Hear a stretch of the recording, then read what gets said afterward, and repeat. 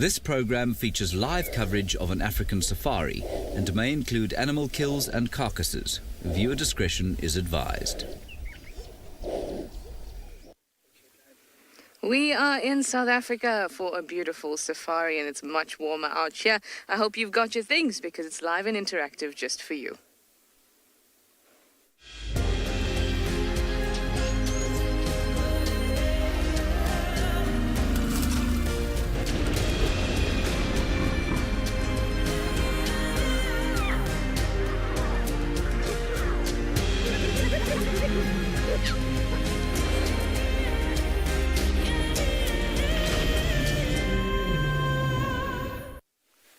Good afternoon.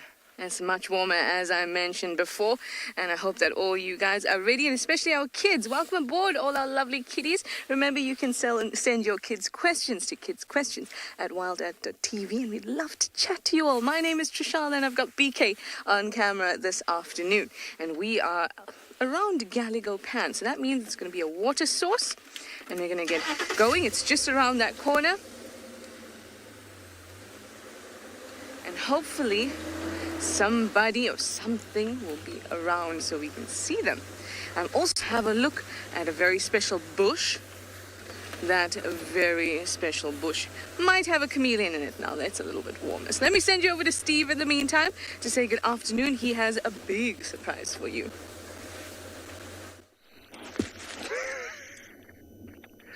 Good afternoon, everybody. Welcome to my vehicle just down the road from Trishana. My name is Steve, and I'm joined by Darius on camera. Welcome to our side of the show. We have got some elephants over here for you. We're on our way to Chitwa. We thought we were going to go just check out Chitwa, boys and girls, and show you some hippopotamuses and maybe a crocodile, and who knows what could be down there. Hopefully some elephants drinking. And on our way down, we found some elephants. So I'm sure Trish has asked you to send through your questions at kidsquestions@wildearth.tv. We'd love to hear from you. Here's a little fellow. Now, you don't find elephants of that size on their own, boys and girls, so if you do find one like that, you almost be 100% certain that mama is nearby. So what I'm going to do is I'm just going to start up the vehicle and just move a little bit further forward because I can actually see a whole lot more elephants over there. Are you ready? Are you excited? I'm very excited. I love elephants. Just crawl up ahead here. Now you can tell very early on that they're relaxed. You wouldn't see a baby like this out in the open, an adolescent, if mum or the herd was not happy. And here we go. There's a lot of them over there in the vegetation. Let's try to see if we can get you a good view.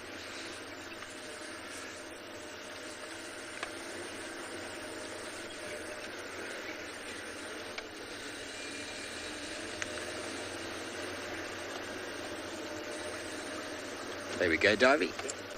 There we go. Got 1, 2, 3, 4, 5, 6. Total of 8, 7, 8, 9. A total of 9 already that we've counted. The elephants are busy feeding. Quite wonderful to be able to get this close to these giants. To view them doing their natural thing.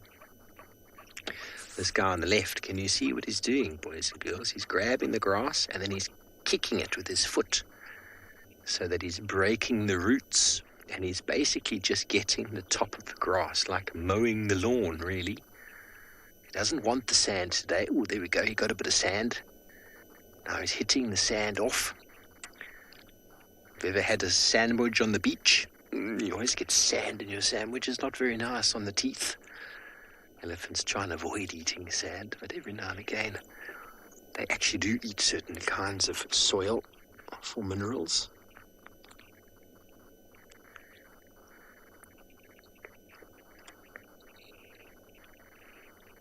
Hello, Millie, 9 years old. You know if elephants are solitary? Yeah. Well, Millie, no, they are not. They are herd animals.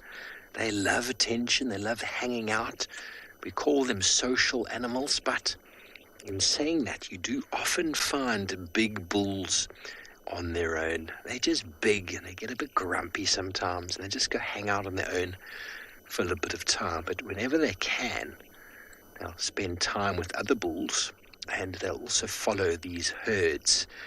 But the big guys don't really like hanging out with the herds if they don't need to. There's lots of noise and tantrums, and like that little fellow, isn't he just adorable? He's trying to sniff out and see what's going on with us over here in, well, just up the road, not too far away in Ngala and beyond Ngala. They've got a nice big elephant bull.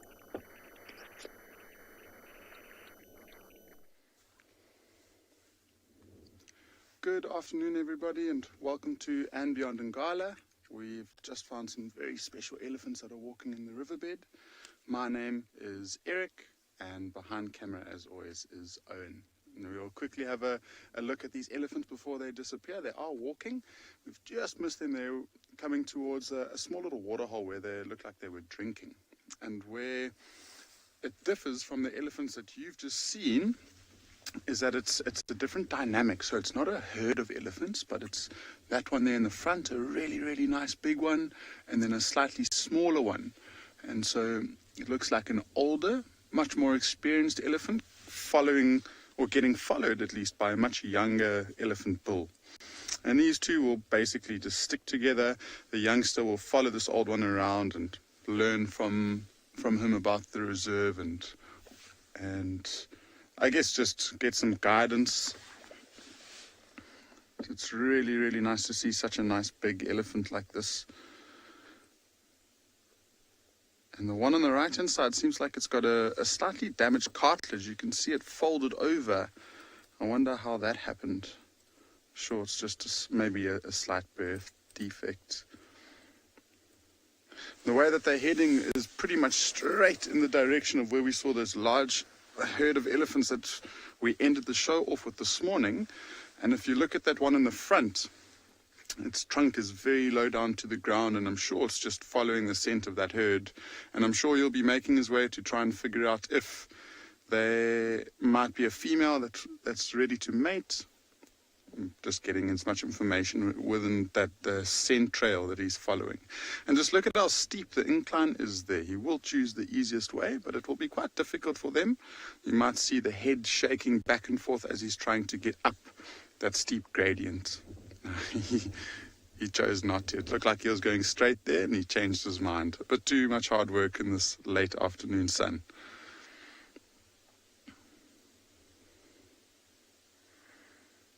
It's amazing how that young elephant bull, though, is just literally following in single file straight behind the older, more experienced one.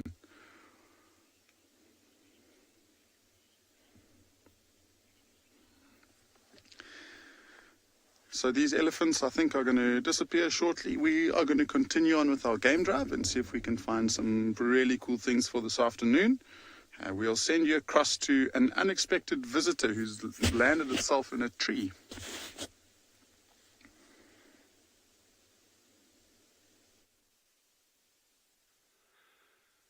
Good afternoon from another absolutely stunning day here at Tswalu Kalahari Reserve. It's really, really such a relief and so good to be back with everyone. Jean-Dre, my master cameraman, on helping me out there, and my name's Dylan. For those of you who haven't met Jean-Dre and myself yet, I'm in a fairly unusual place here. We'll be chatting a little bit about these nests this afternoon as we go along. The reason I climbed up here is just to kind of give you some idea of the scale of these actual nests. These structures are massive, and this one that I'm actually sitting on, in terms of nest size for sociable weavers, is kind of average. So I mean, they can get a lot larger than this. And just to highlight the fact that you think you know a little bit about species, but then you start realizing how little you do know. And as I'm sitting on top here, you kind of, when you say, okay, well, they're going to go collect some nesting material, bring it back, and they're going to make the structure. And you kind of, there's like some coarse stuff on top, and they're using the grass underneath for for the nest chambers and lining it. But when you're sitting on top there, you realize how spiky it really is. And so many of the components of the top of this nest are very, very, very spiky and thorny twigs. And in fact, I've just made a very, very brief selection. I've counted no less than 7 different species of twigs and branches and very twiggy kind of grasses that they're actually using for the superstructure of this nest. And then obviously the stuff that they're using on the inside for these nesting chambers will be a lot finer, because that'll retain heat and help insulate the nest far better than this very, very coarse stuff.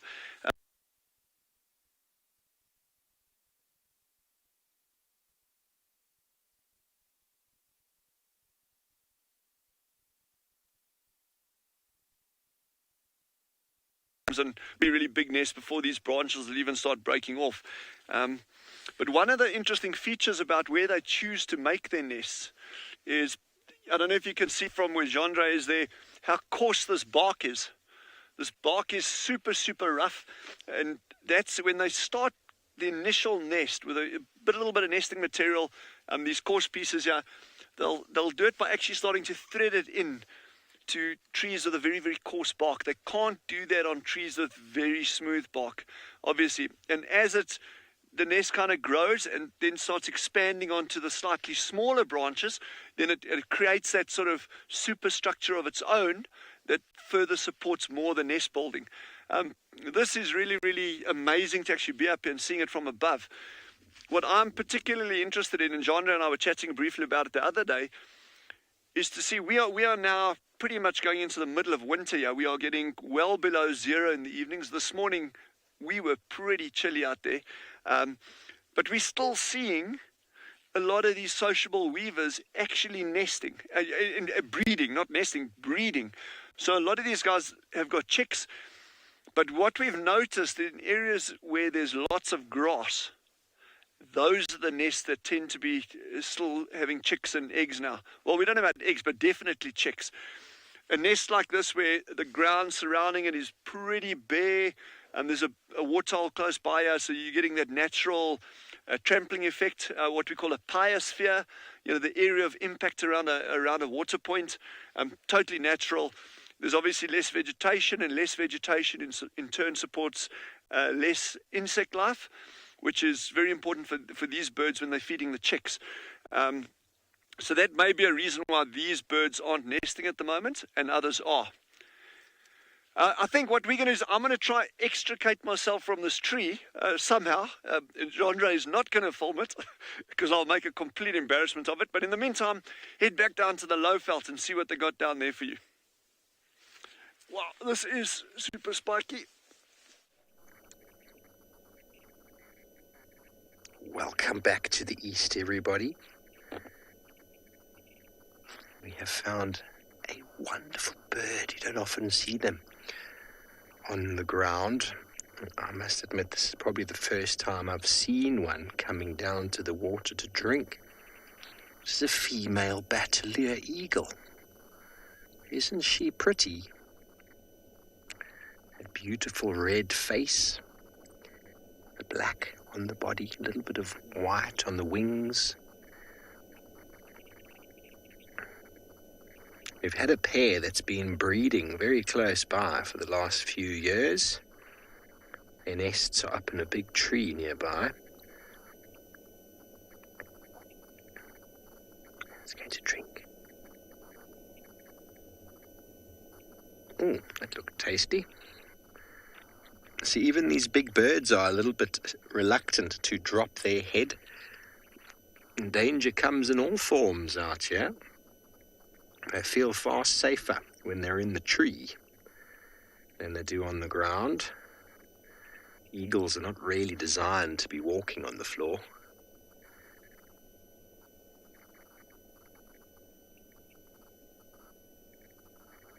The Afrikaans name is a berghaan, which basically means the mountain chicken. Am I right, darling? When you hear their call sounds like a chicken. It's really quite funny, actually. Afrikaans names in South Africa are incredibly descriptive of many of the animals and the birds.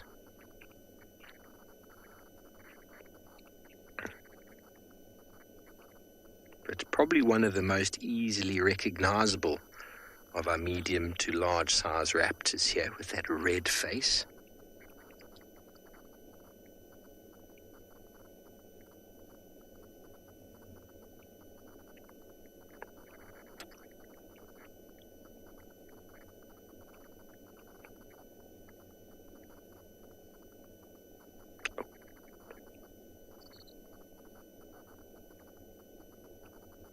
Actually hear it, can't you? When it takes off and the squirrels are shouting. There it goes. Oh, there we go. And underneath the wing you can see it's almost completely white with a little bit of black. Now just have a quick listen to the Hyena mountain chicken's call.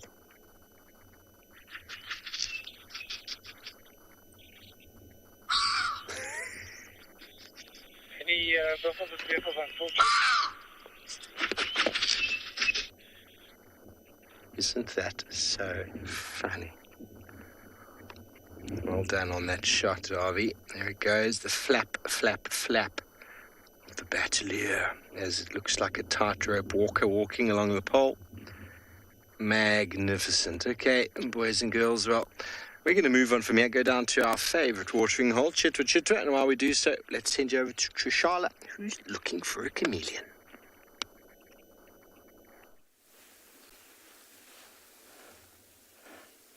I am spying on a tree. It's a bit rude, not very polite to spy on trees. No, of course you can spy on a tree. It's just appreciating the tree. Now, why am I spying on this particular tree? This particular tree used to have a chameleon in it. So I'm just looking very carefully if we can find it. Now, kids, if you can see it, please let me know. Shout, BK, Tswalu, I can see the chameleon. But I think that we are not in luck. I'm going to just step back into the vehicle. I also could hear a woodpecker around, but I can't see it. Let's see if we can hear it together.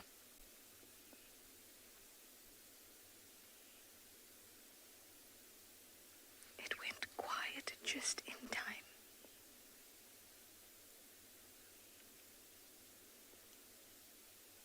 Do you know what a woodpecker sounds like? It goes tick, tick, tick, tick. Tick, tick, tick, tick, tick. Like something knocking a tree, because that's what they do. They peck at the wood.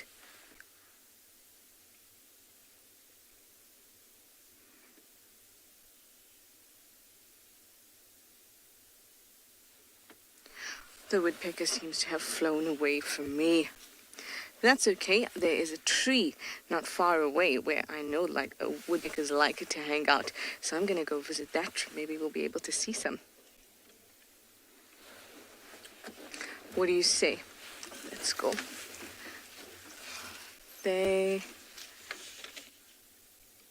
Just trying to listen again.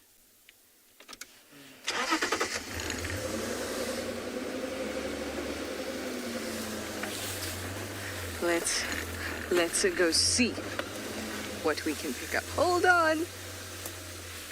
There we go.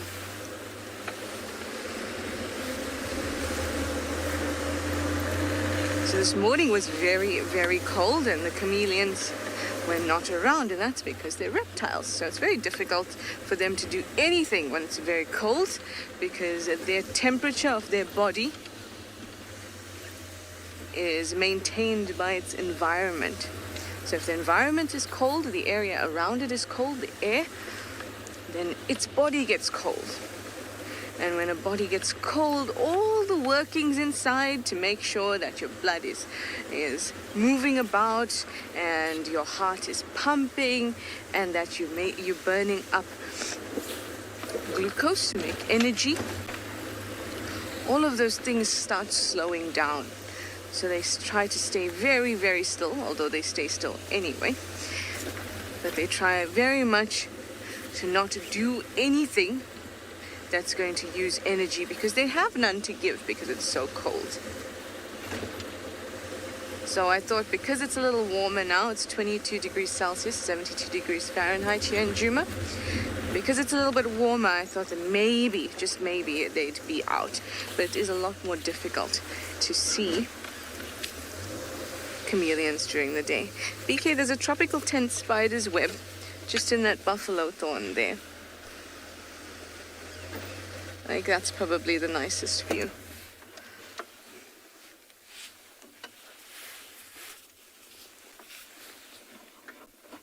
There we go. Isn't that gorgeous in the light? Now that is the web of a tropical tent spider. And you can see at the bottom, it's like there's like a floor, and it looks quite dense, and along the edges, there's sort of the tent that comes up. Now those bits of silk that are around that base are actually not very sticky, but the silk at the bottom is very sticky. So when animals or insects fly into the silk that's going vertically, they just bump into it and then they fall onto the very sticky silk. And that's how they catch their prey. Sometimes in the middle, you get a little egg sac full of tiny little spiderlings.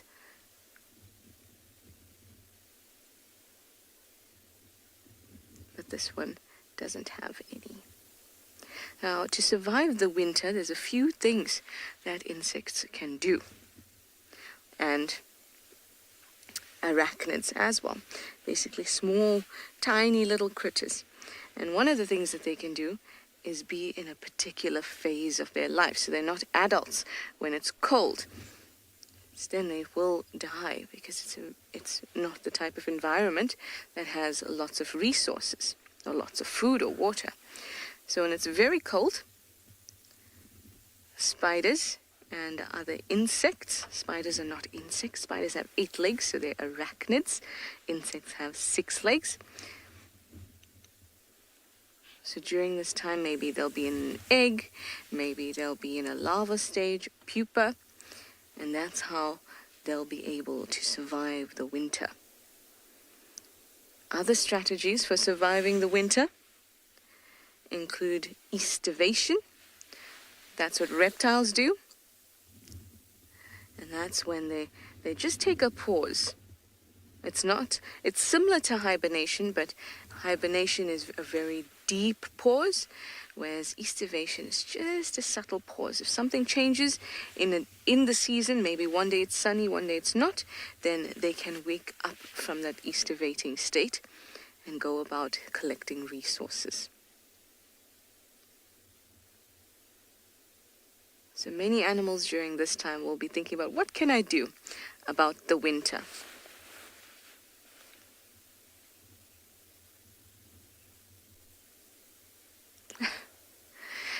Chase, you're 7 years old and you have a very, very important question. A question that I myself contemplated last night. You'd like to know, can good things happen if you get bitten by a spider? Now, Chase, last night, during the drive, a spider web landed on my face. Well, I drove through it, and then the spider bit me underneath my eye. And I thought to myself, could I become a spider girl after this? Unfortunately, I woke up much the same as I did when I went to sleep. So no great things happened to me, unfortunately. But there is something that can happen to you if you get bitten by spiders. That is a good thing. And that is, you might actually get used to the venom.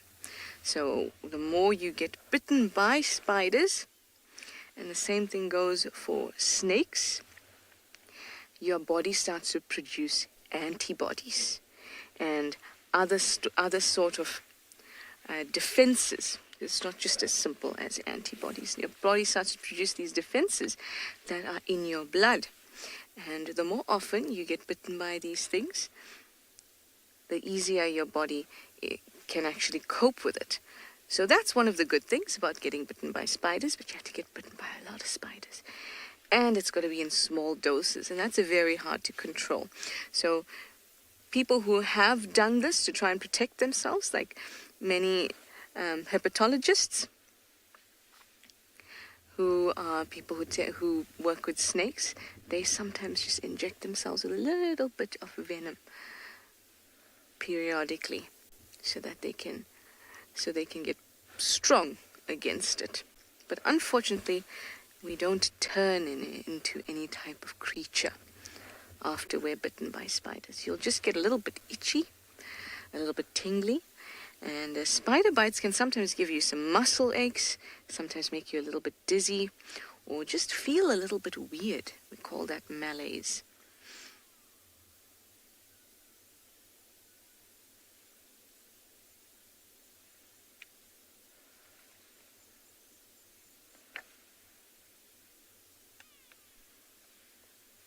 Ah, Joshua, you're 11 years old from Australia, and you have a very cool question too. Why is it called a buffalo thorn tree? Well, that's because it has some really nasty thorns in them. They have thorns on both sides of the stem, and one thorn goes straight out, pointed, and the other thorn curves, so you can very easily get stuck into that tree, and it can be very, very nasty. I have gotten stuck in that tree very many times, and it is not pleasant. But if you have very thick skin, you can use this tree to help protect yourself, and that's why it's called a buffalo thorn tree, because buffalo are known to sometimes, when they're pursued by a lion or any other creature, maybe some hyenas are around, whatever it is, but mostly lions, when they back up into this tree, those lions can't get to it because their thick hide protects them, but the lion or predator doesn't get protected and can actually get quite injured, like myself on many occasions. That's an excellent question. Thank you guys very much. Now, Steve has something special for you, and I believe it's a little bit stripy and a little bit horsey.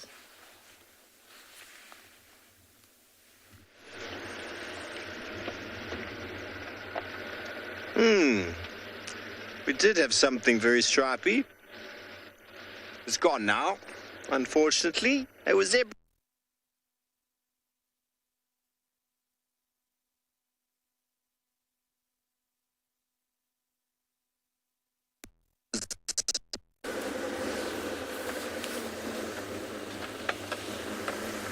Sorry, guys. I think maybe all the excitement about seeing the zebra with Steve must have just made everything too excited. But that's okay. You still have me, and now we've just moved along from the buffalo thorn tree and the tropical tent web spider. And we're cruising along and see what else we can find. Now, around camp, there has been a naughty hyena. Now, usually I don't like to say that animals are naughty, but when they start to follow us and steal plates from the sink, jump up onto the sink and things like that when we're not there, then I think that they're being naughty. So I'm actually going to go swing around and see if we can find it.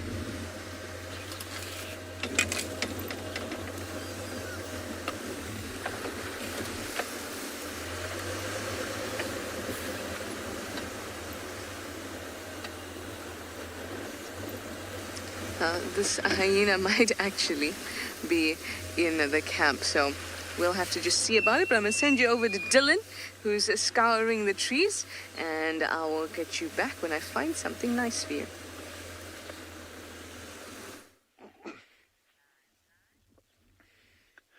So we've got a stunning little bird here called a pearl-spotted owlet. It's kind of sitting right in the shadows there, deep in the shade. So it was a very, very lucky spot You can actually call these birds in pretty easily, but I'm not a big fan of doing that for various reasons. One of them being is that, their calls are territorial. So, if you start calling them, it acts as an aggressive sound to them, which is not great. And also, you never know if they're breeding close by. Okay, these ones are completely out of the nesting season. But still, it's just really nice when you find a bird like this without doing any call-ups. So that's really, really cool. This little bird is a big predator on other birds. Gendra's looking at me like, is that a little brown job? So it's a very big predator on other birds, and not exclusively, but if it starts calling or it moves, you'll often see birds will start following it and mobbing it. And so the argument is, well, if it calls and other birds start mobbing it, they can see where it is. Well, how's it ever going to catch a bird? And there's one line of thinking which is very, very interesting. They're saying birds will start mobbing this little owl. Okay, he calls and often will sit out in a prominent position. He calls, birds start mobbing him. Then he just sits dead quietly, not moving or anything. And over time, they start losing interest in the owl. And they kind of like forget about what he's doing. And that is when he starts catching things. That's the theory. That's one theory that's been put forward. In fact, you can see the birds landing on top of the tree now. They're actually aware that owl is that owl's actually in there. So you probably find that those birds were sitting watching that owl from a distance already when he flew in and landed in this tree here. And there's actually another little one somewhere inside. Genre probably won't be able to see it from where he is, but there's another tiny little bird in the canopy of this tree off to the left. And now you're not going to be able to hear it through our mics, unfortunately, but these birds are actually starting to alarm call. So now they're saying, "Hi, owl, we know where you are, we've got you." And that, again, with any predator, that's where the waiting game comes in. If he gets an opportunity of catching those little birds, they're minuscule. They're probably, I'd have to check exactly what the figures are I'm going on. They're probably 15 centimeters, 16 centimeters tall. The smallest owl we have, compared to the giant eagle owl, those of you with us with the giant eagle owl, there's a bird that's getting over 2 kilograms, the big females. This little guy weighs a couple of grams. I'm going to thumb suck and say 150 grams. I'll actually have to check that up for you. But they're very, very small little owls. But even then, they're capable of catching things their own size, doves, that kind of stuff.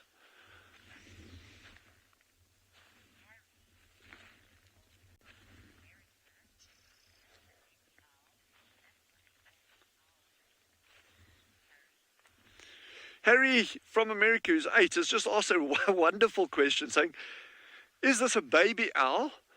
It is called a pearl-spotted owlet. It's not a baby owl. This is an adult owl, Harry, and this is as big as they get. So they're very, very small. And the owlet just refers to the group of very small owls. But this is an adult bird that's sitting here. I wish we could actually get a slightly better view of him in the open. But if we move the vehicle, if I walk closer, he's probably just going to fly, which I don't want to do. We've spoken about it before. The ideal situation for approaching animals is to, when you're viewing animals, is to view them without any kind of impact on them. So I think we're going to head over to Ngala and see what they got on that side. Then Genre and I just going to carry on down here.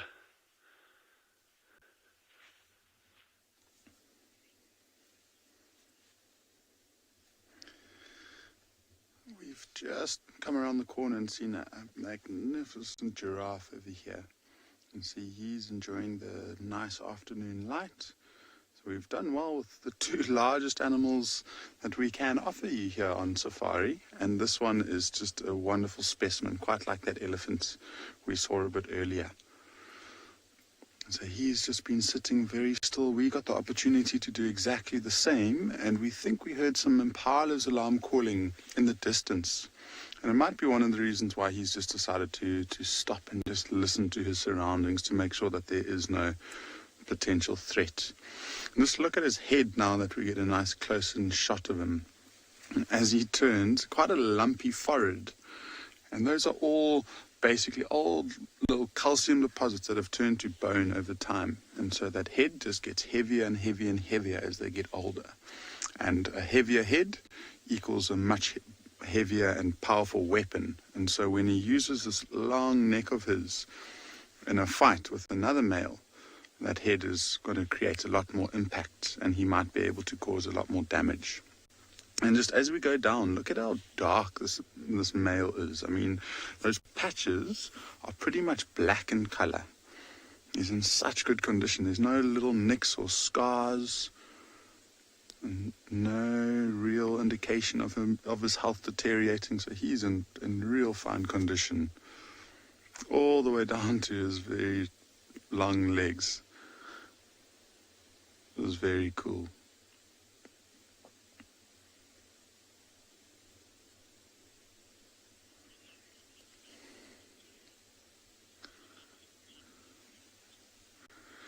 Yeah, so I don't think we'll be going anywhere just yet. We might stick around just to see if he decides to move any closer. But apparently Taylor's got some hornbills being quite active, so we'll send you over to her quite quickly.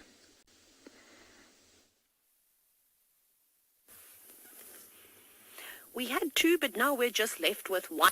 At least it hasn't flown away from you yet.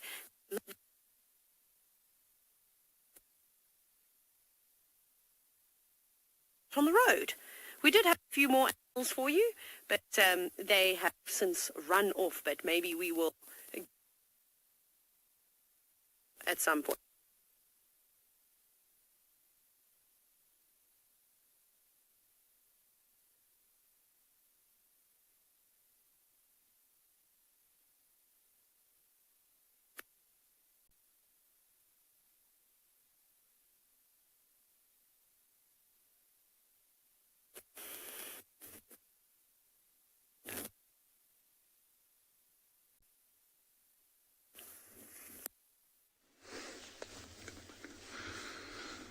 Yeah, sorry, apparently one or two little glitches with Taylor's audio. I'm sure it'll be sorted out very shortly.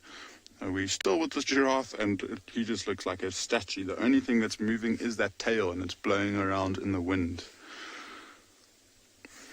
See, if we stop there, Owen, just for a brief moment, you see on his right-hand rump, if you look very, very closely, it almost looks like there's two vertical scars that could have been caused potentially from lions, I guess, but that looks like it's very, very old. But just look at the chest and how the whole abdomen basically is moving up and down as he breathes. He's breathing so deeply. And see if you can follow his breath. He is completely relaxed. And just look at how much of the body. So that's all of the lungs. He must have ginormous lungs.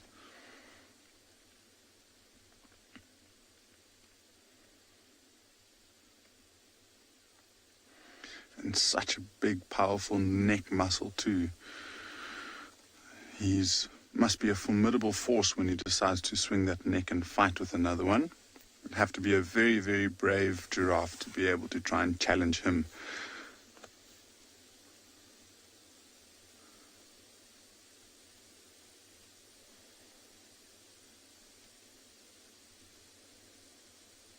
I just love how those ears are moving from side to side. So not only is their eyesight really good, but they depend on their ears too, to just make sure that there's nothing moving very close, and that could be a potential threat. And you see that one is focused on us a lot of the time, just making sure we're staying at a reasonable distance. If we were to get any closer, or if we were to hear the footsteps of us rustling up to him, he would probably react a lot more differently. But just listening to us and making sure that we're not trying to harm him is more than enough for now.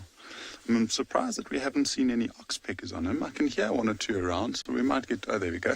Just as I say that, it lands in.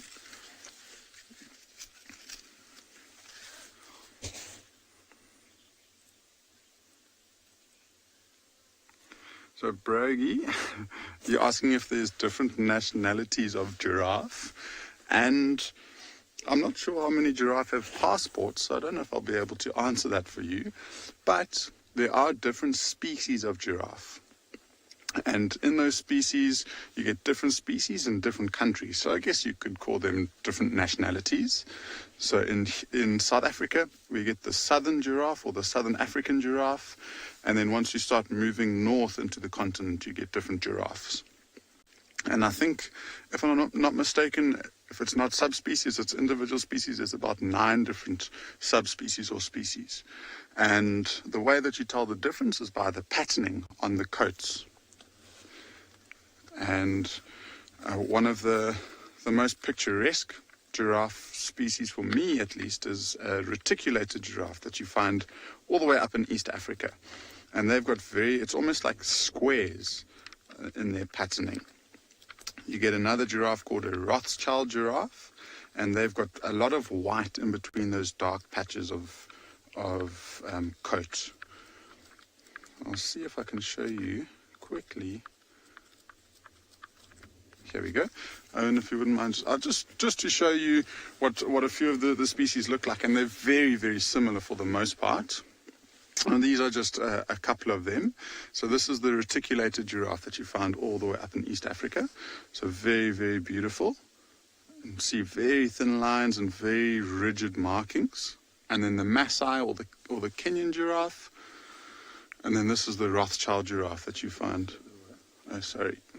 There we go. Sure. All the way. Better. And then the Rothschild giraffe with a lot of white, and then this is the one that we find here. So I don't know if there's any more out there, but those are all just different subspecies. There we go. So that, I guess, could count as different nationalities. Yeah, cool. Looks like this giraffe is moving around. No, he's not actually. He's just moving his head. Let's go back to him.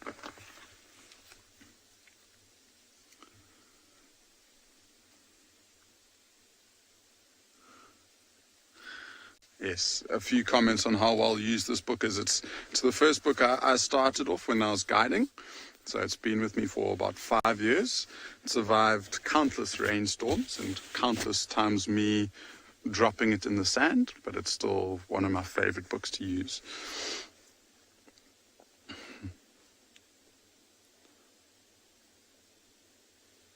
Just look at his eyelashes too, how long they are. And not only the eyelashes, but if you look around his muzzle, you can just see the faint black hairs. He's got more hair on his chin than I do, unfortunately. So I think, are going to move on from here. I mentioned a little bit earlier on that there were some impalas alarm calling. We might go and investigate. And so whilst we're driving around having a look to see what there might be, we'll send you across to Tswalu Kalahari, who's got another small little owl for you.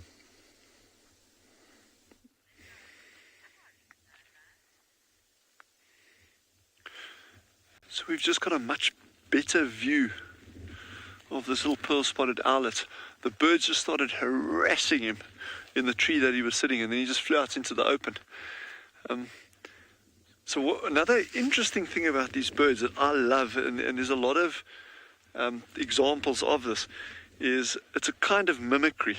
So mimicry is using a color pattern or a shape or a design that looks like something else to try to fool another organism into thinking that you're not what you actually are. And he's got 2 beautiful, what we call eye spots on the back of its head. So whenever he's facing away from you, you see these 2 black spots that appear to be eyes.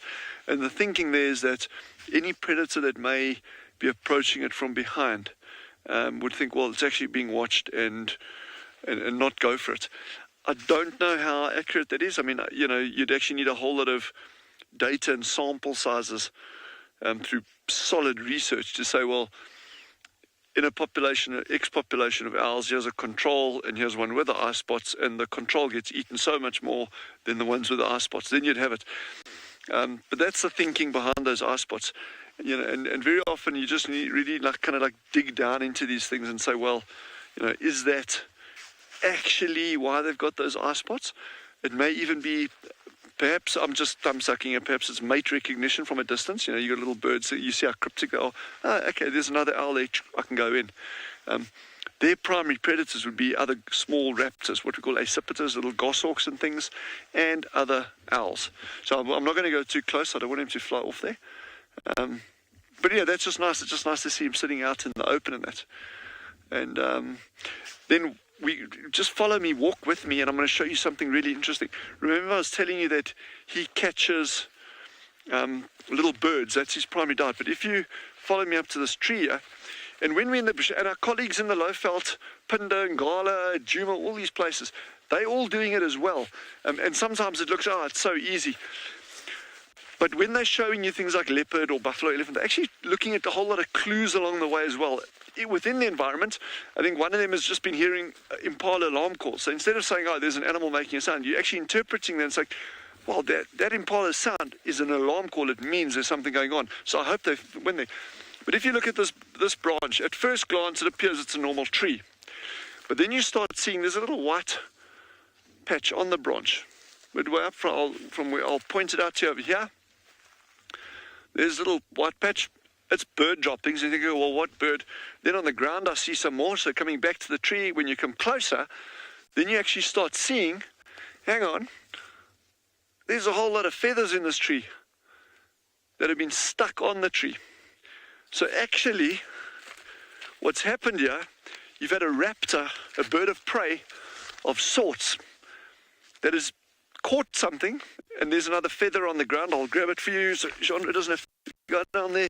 There's a feather from a dove on the ground. So a raptor caught a dove. It could be a Lana falcon. It could be one of these, what is this little owl called that I told you now? Thank you, Mr. Roberts there. Pearl-spotted owlet, but going by the size of the droppings here on the ground, I don't think it's a pearl-spotted owlet. There's probably more likely to be some, like a pale chanting goshawk or Lana falcon or something. But anyway, so you piece your environment together. You don't just go and like, there's an impala or there's it's a white patch on a tree. Try and interpret that. And again, if you're in your garden, there's fun little clues all the time. Holes in your vegetables. There's something eating your vegetables, then you go look what it is. So, it's about interpreting the environment that you're in. So we're going to carry on driving and interpreting what we're seeing here. And it's great having you with. But in the meantime, I think head over back down to our colleagues in the Lowveld. I think it's Dave. They've got something really cool for you as well.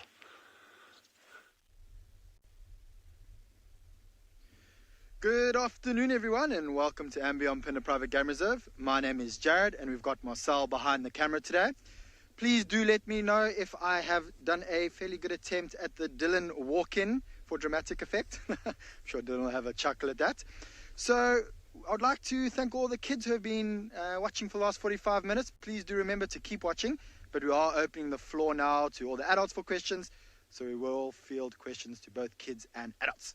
So you might wonder why I'm off the vehicle, and we're actually in a very special part of the reserve at the moment. You can see that it's a fairly open area where we are here, and it is known as the floodplain. And one of the reasons why this particular floodplain is special is that it sits on top of an ancient coral reef. So the ocean, which isn't too far from where we are here, once upon a time was exactly where we are standing, and there was a coral reef here filled with an abundance of different types of fish and marine life. And now it's formed a nice open area, and we've come to look here for black rhinos. Now, you might think that's quite strange, Jared. Why are you walking or looking in an open area for black rhinos? Well, you will notice around the outskirts of this open area is thickets, and to my west and south there's some more thickets, and all the thickets surrounding this area is favorable feeding type, favorable trees for black rhino, like sicklebush, tambuti trees, formerly known acacia trees, which is now known as Senegalia and Vakelia. And so we've come here to look for black rhino. They do move through this open area. You can see lots of small shrubs coming out, and they will target these smaller shrubs. But we do have some evidence of black rhino over here. So we have what is known as a rhino midden. Not as big as what a white rhino midden is. So you'll see that there's some dung here, and there is some older dung over here. Now, the reason I know that this is black rhino is if you have a look at it, you'll see that it's got a little bit of a reddish color to it. Now, as this dung starts to dry, from the tannins that this black rhino gets from the trees that it feeds in, it starts to dye the dung red. But, elephants could have a very similar color dung because they do feed on trees and their dung does have a little bit of a reddish color to it. There is something else in this dung, which is a telltale sign.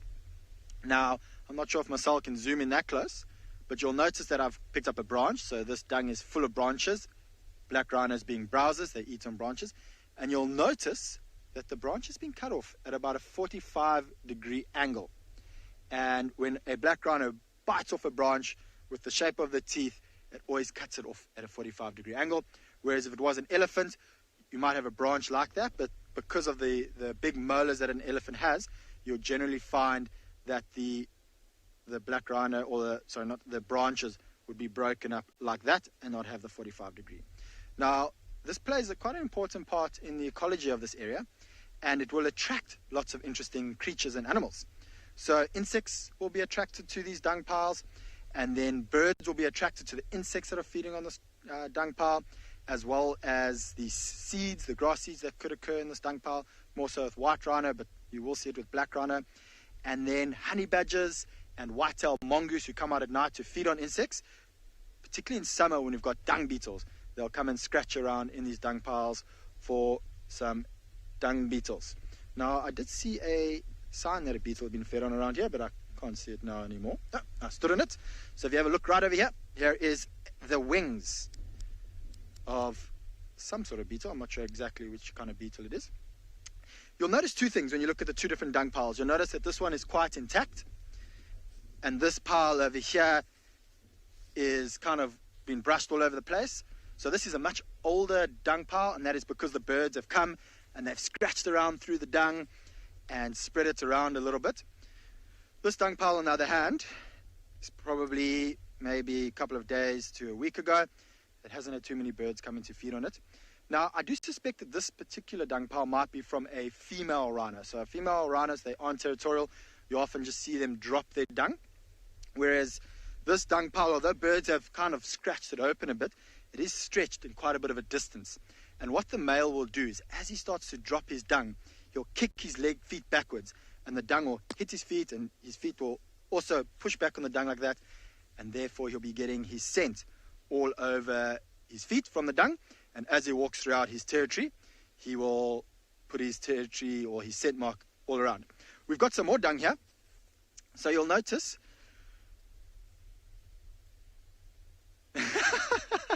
Alicia, you're asking, can I get sick from digging through this dung?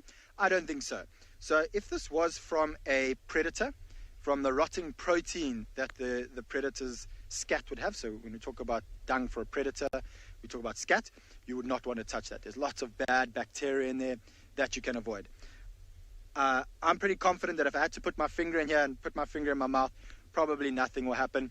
There's something that we do with kids, which is quite fun, is we all stand in a row and we take impala dung, which is much the same as this, just grass, and we put the impala dung in our mouth. It's called impala drolspoeg. And you try to see who can spit the impala dung the furthest, and to my knowledge, no one's ever got sick from that. And while we're on dung, you'll notice I've got a little bit of dung here. And when I look at this dung, I can't help to think that it looks like the icing on a cake. And basically, to me, what it looks like is that someone's taken, I don't even know what you call those fancy McGaffers that you squeeze icing onto cake and you make those patterns. But to me, that's exactly what that dung looks like. And so we know, judging by the size and the shape of the dung, this is from a wildebeest.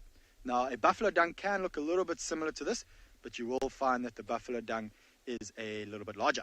And we do have some wildebeest. I'm not sure if Marcel can see it where he is, but we've got a nice large herd of wildebeests off in the distance. I'm just going to reverse so Marcel can see it. And while we're looking for black rhino, I do expect to find big groups of wildebeest, zebra, potentially white rhino here. As the evening starts to set, giraffe love to come into this open area to sleep where it's safe. There we go, Marcel. You can see the herd of wildebeest over there. And I don't see any black rhino yet, but what a treat it will be if we can find some black rhino, don't you all think? So, I think I'm going to carry on. Let's go see if we can find something special like a black rhino. Could be white rhino around here as well, which will also be nice to see. Alright, so while I go look for one of the pachyderms of the bush, the black rhino, let's head over to Tswalu, who's got a pachyderm that likes water.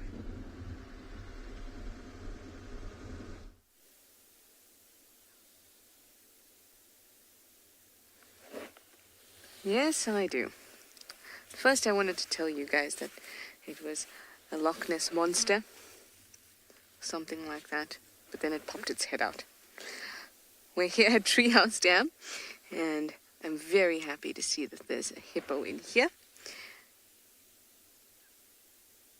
Hopefully that means that the water is good.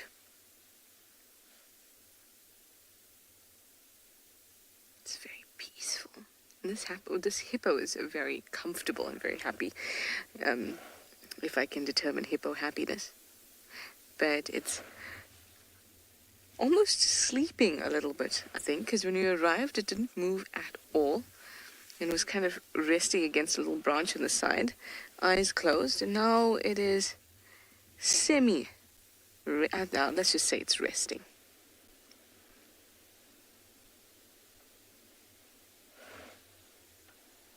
I can hear some ellies in the distance too. I love to just stop and listen sometimes, even if not for anything specific, but just to the sounds of the bush, because you really can hear sound all over and of different kind of pitches and tones. It's just beautiful.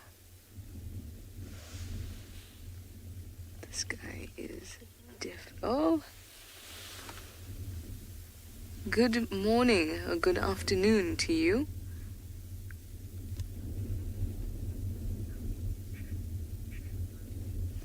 Brian, you'd like to know if hippo ears are made out of cartilage like human being ears.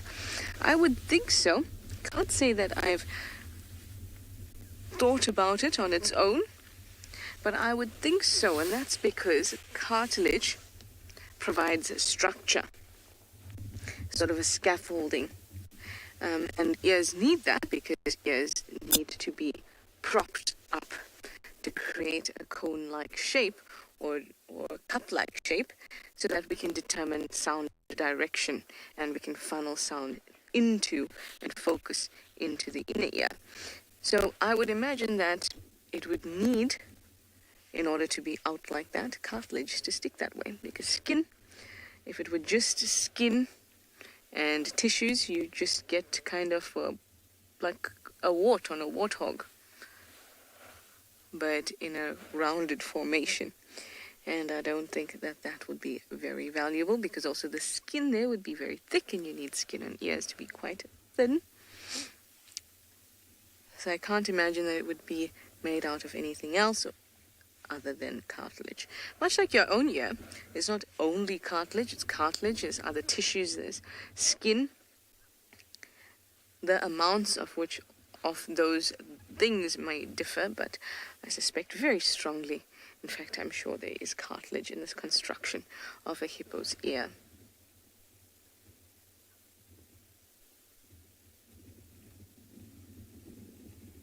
He's almost shy. Now you're having a conversation about poo, and no conversation about poo is complete without talking about humble Pua, the hippo.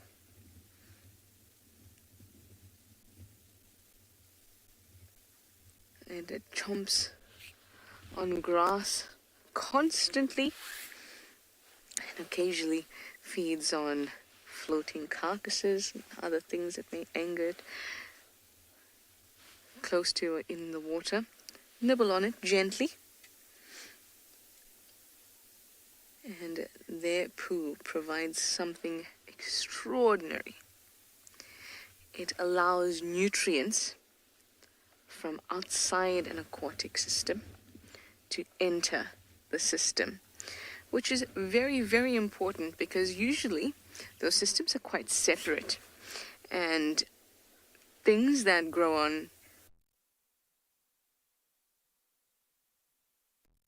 edge and in the water, adapted to that. And the hippo brings to the water, and it just adds for variety.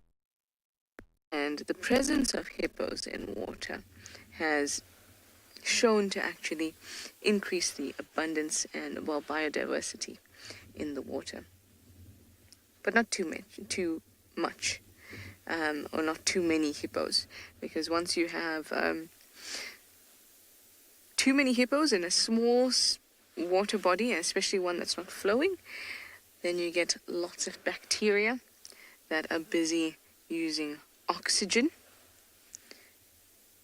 that's in the water, and then the water quickly becomes oxygenless or anoxic, and then fish, etc., in there don't have the time of their lives. In fact, they probably die. Lots of them do. 3-2, you'd like to know if hippos float or they constantly tread water. Hippos actually bounce off the bottom. So this hippo, to be like this, would have to be standing. So theoretically, as per a paper published a few years ago, all mammals can swim, with the exception of a few primates. And that includes a hippo and its friend that has now joined the water's edge. You don't see this very often. Hello, Warty. Oh, you can have a drink. You're so sweet. We were just talking and comparing your warts to a hippo's ear. Sorry, guys, I got distracted by that. But the hippo does not float because it is a very heavy animal. It would take quite a bit to make them float, and their fat is not enough to keep them floating. It will give them a little bit of buoyancy, but it's not enough to just keep them permanently floating. So this hippo would actually have to be making contact with the base of this dam. And when they move through the water, they look a little bit porpoisey, that they push off and bounding through the water, sink back down. Oh, hello you two. Red-billed oxpeckers. The water's edge is just not good enough for having a drink.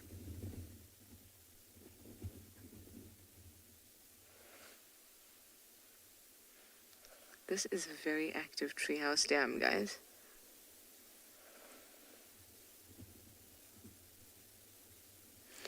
Dylan, that is an interesting question. You'd like to know if hippos can roll their eyes back like sharks do. Let's first chat about why sharks do that. Sharks do roll their eyes back, especially when they're going for a prey item. They don't just do that whenever they feel like it. That is an attempt to protect their eyes. So they roll it backwards, but it's not fully backwards into their heads. It's just a little bit back, and an initiating membrane comes and covers their eye. Now that is so that they can protect their eye when they're going after their prey. Hippos don't have prey. They are grazers. So they don't have to invest in any sort of adaptation to roll their eyes as they approach something with speed like a shark does. So hippos do not roll their eyes back into their head while they chomp on grass, or in any instance for that matter.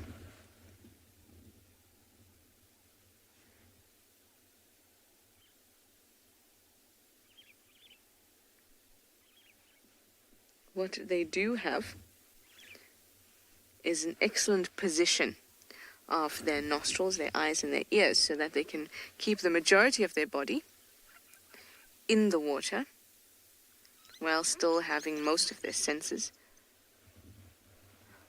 out and about and constantly surveying around itself.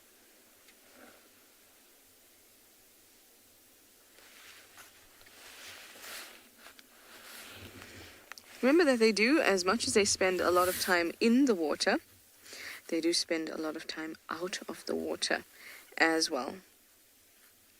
Because when they feed, they come out for many hours a night, 4 to 8 hours a night. Average is about 6. And they'll graze around, eating and then coming back.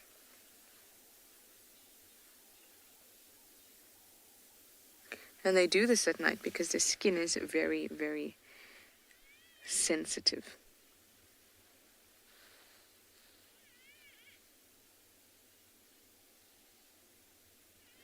Like most mammals, it does have an nictitating membrane, in fact, like most animals.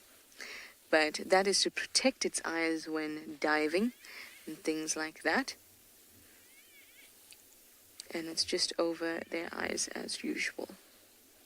Shengi, you'd like to know if hippos get angry or aggressive at animals that are drinking? It depends. It depends on whether it feels like its territory is being invaded or threatened. Like you saw now, that warthog came through and had a drink. And this hippo did not even flinch, didn't even go and have a look. So it depends. Sometimes hippos may have had lions at the water's edge and crocodiles bothering it or whatever it is.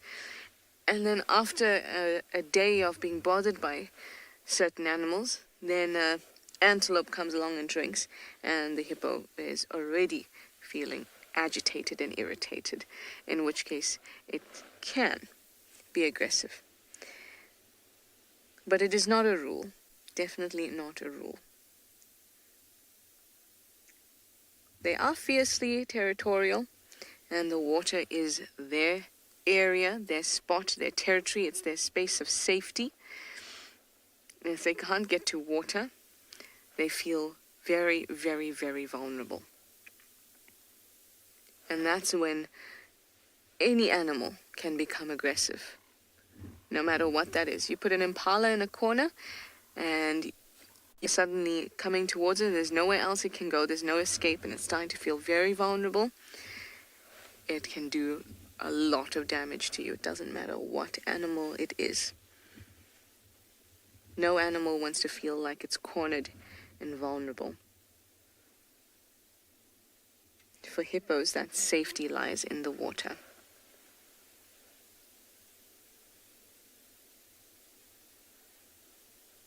Hey Albert, how are you? You'd like to know if alligators ever attack the hippos.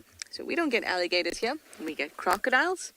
And in our particular reserve, in our area in South Africa, we have Nile crocodiles. And they're very, very large. Occasionally there will be interactions between a crocodile and a hippo, and that's because they share the same area. They share water, and they share permanent water bodies. So there can be some aggression between the two of them, but neither seeks out the other. It's a strange thing. I can't remember when the sighting was, but we had an impala who was in Chitwa Dam, and the impala jumped into the water being pursued by wild dogs, and the crocodile got it. And because this crocodile was creating a commotion in the space that the hippo found to be its safe space and its territory, it understands it shares this area with the crocodile, but because this commotion was being had, and for some reason it bothered this hippo, the hippo then went after the crocodile. And that happens again depending on how this hippo is feeling today, what experience it has had in its lifetime with crocodiles, whether it's had a totally fine time, not had to deal with crocodiles in its space.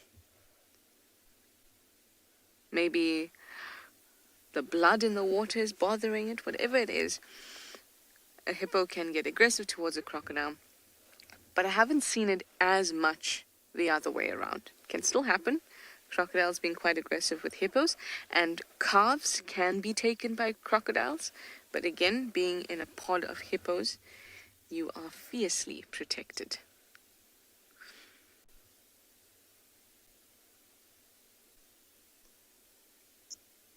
Our passengers are back. Yep, gotta have a drink. So cool. Anyway, that was awesome. Nice time at Treehouse Dam. So I'm going to send you over to zebras climbing a hill, and I'll see you in a bit.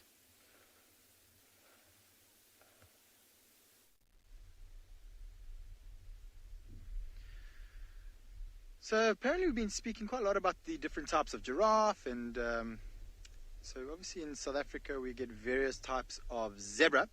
So these zebra that we have at the moment, they're known as the plain zebra, or used to be known as Birchall's zebra, and they're probably the most common zebra that we get in Southern Africa. You can find them all throughout Southern Africa.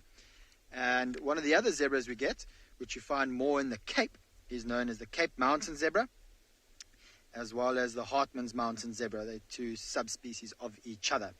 Now, one of the big differences between the plain zebra and the Cape Mountain zebra is if you have a look at the bellies of these zebra, do you notice how the stripes join up right at the bottom? So their stripes continue all the way down to the bottom, where the mountain zebra generally has, or not generally, it does have a white belly. I'm just trying to see in my book quickly if I can get an example. And something we noticed in this particular group of zebra, also some call them a dazzle of zebra, which is quite a fancy little name for zebra, is that a lot of them have scarring on them. And I can't see the one now. I think we've just lost him. We could see one of the big males or stallions of this group survived the attacks of a lion. There was quite a big scar on him. And quite a few of the other zebras had little scars. And those were all the males, and that would have been from fighting with each other. So I do want to edge forward a little bit. I think as we rise up a little, you'll see that it's actually quite a large herd of zebra here. I counted about 30 or so, although we can only see about 4 or 5 now. Oh, big bump. Hold on, everyone. I will stop shortly. And I can see the male with the big scar on his rear end. So Marcel, if you look straight over my head in the middle, you can see the big male. Now you'll notice there that the stripes do not join up. And that is quite a significant scar. Doesn't look fresh, so maybe a couple of years old.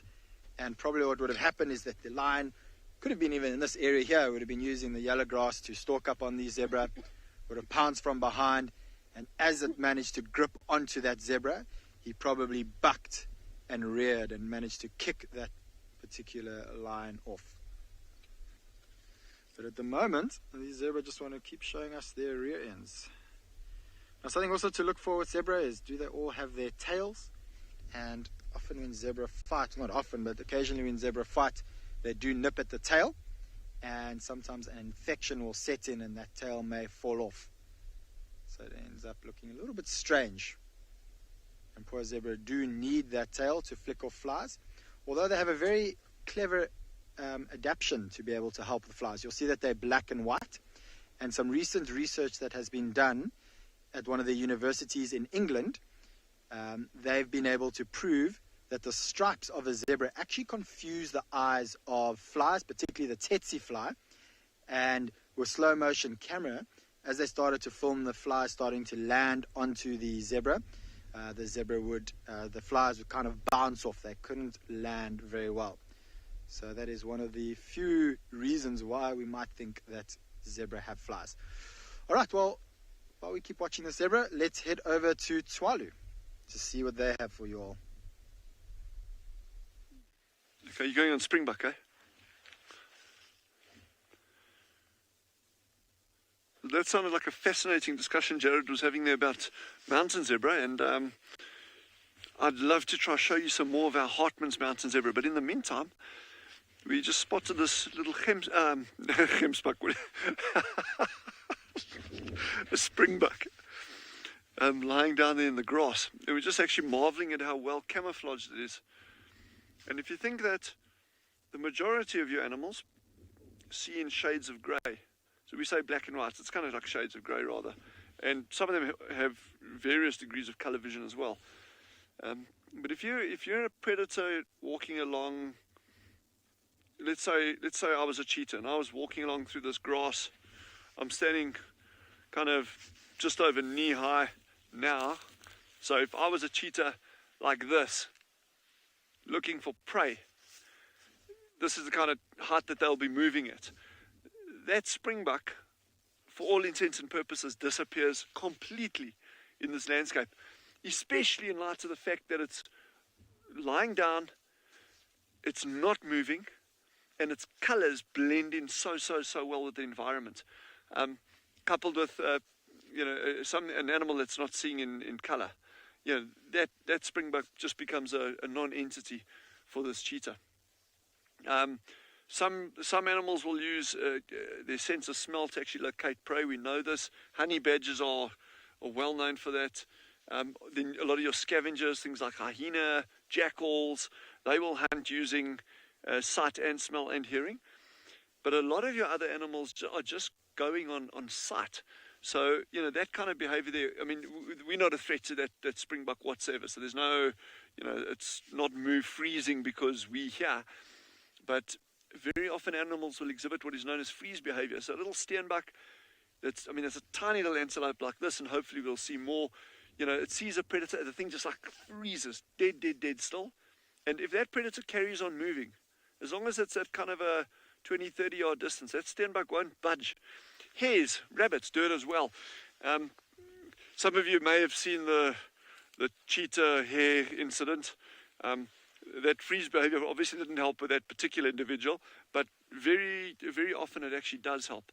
So freezing or sitting still like that is a very important part of animal behavior. That springbok's probably just ruminating. I don't think there's any, it certainly doesn't appear to be in any way concerned. It's aware of us, it's alert to our presence, but it's not worried. Now we just need the cheetah and the leopard. Ta-da!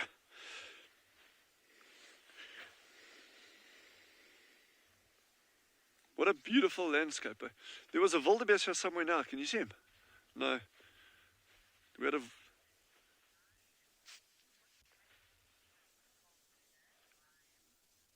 Ryan has just asked which animal enjoys the cold weather. Can I answer polar bear or penguin? But no. It's a good question. Again, on a number of different levels. It's touching on the one, which animals could handle cold weather best, as opposed to what animals actually enjoy cold weather. And what was that? Mosquitoes. Chandra is loving the mosquitoes at the moment. We've got like 5 left on the whole reserve after this cold spell, and I think they're all in Chandra's room by the sounds of it. Those poor mosquitoes. But so in terms of animals actually enjoying stuff, we know animals do. That's why your domestic dog would love it. It loves to come up to you and get cuddles and scratches. And that's obviously, there's a clear enjoyment to that. But in terms of environmental conditions, there's parameters that any animal can function optimally in. And I'm talking now specifically in terms of temperature. And that range could vary. I'm guessing a penguin probably doesn't function, and an emperor penguin doesn't function at 40 degrees that well. It'd be a lot less. Now, an animal out here, that springbok over there, if the temperature hits -9 at night, that is far, which it does occasionally, that is far from being an optimal temperature for that animal to be moving around in. We've got these lovely little armored ground crickets, and I'm trying to find one here now. We're seeing less and less of them, but this cold spell is actually killing off these armored ground crickets literally every evening. So I don't think animals enjoy super cold weather.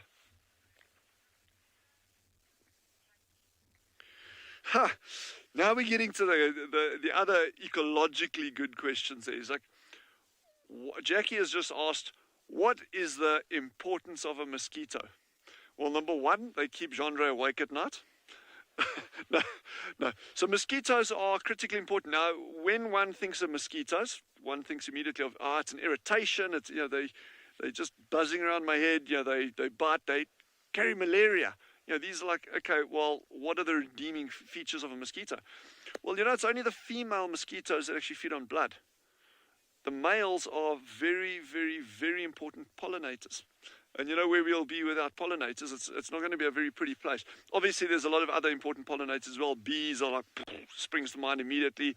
Butterflies, hoverflies. There's a whole range of cool pollinators out there. You know, sunbirds, hawk moths, you know, there's lots and lots and lots. But mosquitoes are and can be in many instances very important pollinators. And then then there's the other side of it. Well, what about food for other insects, spiders, scorpions? If you get little bark scorpions, get mosquitoes landing, they'll eat them. Bats love mosquitoes. I mean, I'd imagine if I was a bat flying around, I'd be gobbling up mosquitoes just because there's so many of them. Not necessarily here at different times of the year, but if you're down on the east coast of South Africa in the middle of summer, height of summer, it's hot, humid, there can be tens of millions of mosquitoes all over. The bats must have an absolute party when those things are out, because so mosquitoes really, really are important, and it's like a nice little take-home thing for all of us. It's like, you know, when you see this mosquito buzzing, you know, just think like, well, do I really need to whack it, or can I put a mosquito net over my bed? You know, something like that. On that thought, Jandra and I, we're going to keep ambling down towards the mountains. Then from there, we're going to do a little loop back towards the dunes. And yeah, it's just so great to be out again this afternoon. Sure.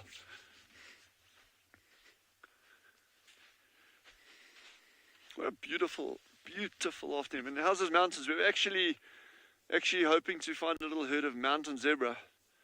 We've got Hartman's mountain zebra.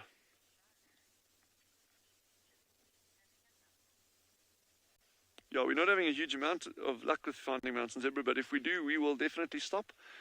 So in the meantime, I think head over to Tswalu and see what she's after that side.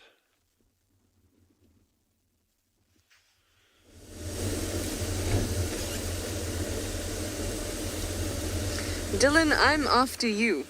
I'm after you for talking about the importance of mosquitoes. They bite me so much, so much. Of course, they do play a role in the ecosystem, as Dylan was explaining. But an article that I read, by the way, brackets, this is a great way for you to understand how a personal opinion of a scientist can affect what information, even however relevant it is, will affect what's being said. I read a paper on how little impact removing mosquitoes from the ecosystem would have. But see, it was a single paper, and because of my bias, I read it. I think it's a valuable lesson. And now I believe it because of my personal experience with mosquitoes.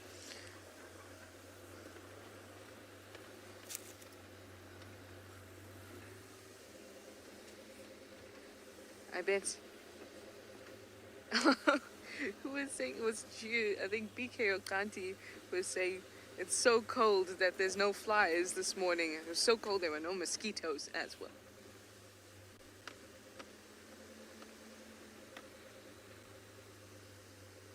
Hi, Carol. You'd like to know if animals can get parasites from vectors like a mosquito, or a tsetse fly. Can they get malaria? They can. Animals can. It's just that the way that it works in them is a little bit different. So malaria is quite a complex life cycle that depends very much on the type of antigens on your blood. So you know when they say you're type A or type B or type O. Type O means you have none on your blood surface, so no lock and key. And then A means you have them, and AB you have you have A and B type. And the way that the parasite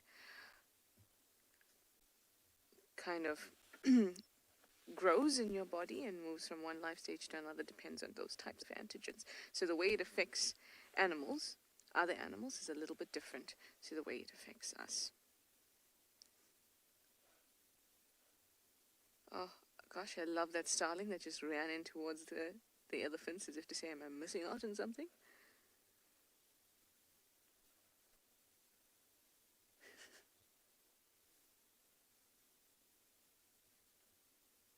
just passing by.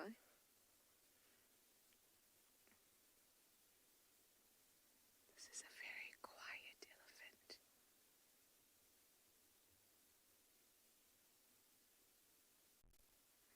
Joy, you'd like to know why mosquitoes bite some people more than others?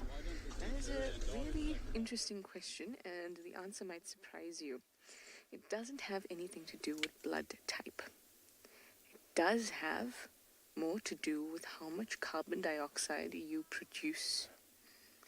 Sounds weird, right? But that is it. So if you are breathing more heavily and producing more carbon dioxide, they can actually detect carbon dioxide. That's how they zone in on you in the dark, etc., is that they can detect carbon dioxide. So the more carbon dioxide that you produce, the more easily you are found by a mosquito.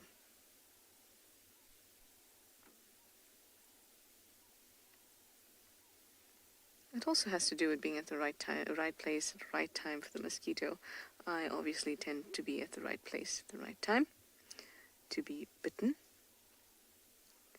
But again, I mean, we can't measure, the everyday person standing or at a picnic or whatever doesn't measure their carbon dioxide levels. So sometimes it's just a little bit, it's one of those weird things, I guess. You won't be able to tell, but they can. This is a very quiet elephant. I always think that their bottoms almost look like an elephant. If you know what I mean, or something with a very long nose.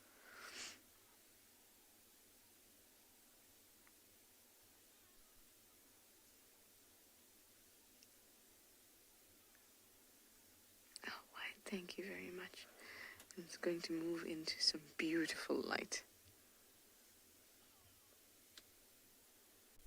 Hello, beautiful. You are just gorgeous in that light. I would love to move forward, but we're going to miss just how glorious this is because it will move off if I try to.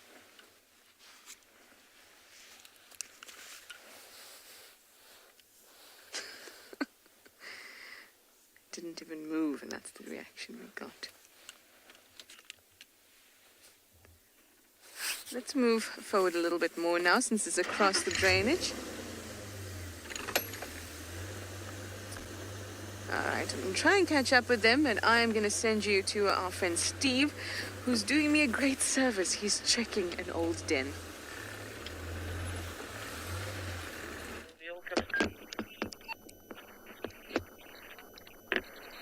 Welcome back, everyone. Well, we left Chitwa without too much going on over there. Had a couple signal issues, so we came back onto Juma and we found tracks of a female leopard on her own. So we've been looking. Thandi has got a little boy, and this is a den that Thandi's two cubs were born in. Am I right, Davi? Yep. And her previous litter was born in, and I think a litter before that. This has been a well-established area. It's well hidden. It's just a little recess in the riverbank. So we just poked our nose in. Thandi's tracks got a little bit confusing in the riverbed just before, so we thought, let's go check. We couldn't find her boy's tracks with her.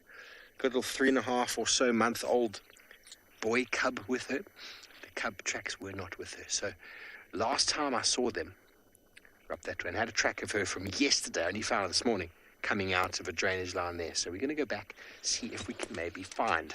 But this is the most ideal little habitat for our leopards. Should I just move forward? You can see that hole there.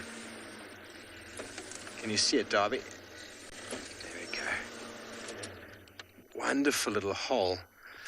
And the Nkuhuma Pride also had a few dens up and down this river. So it goes to show how these animals pick very similar sort of areas. Okay, well, we're going to move on, see if we can pick up any sign of the Queen Thandi. In the meantime, it seems like Eric is on the move, checking out the water.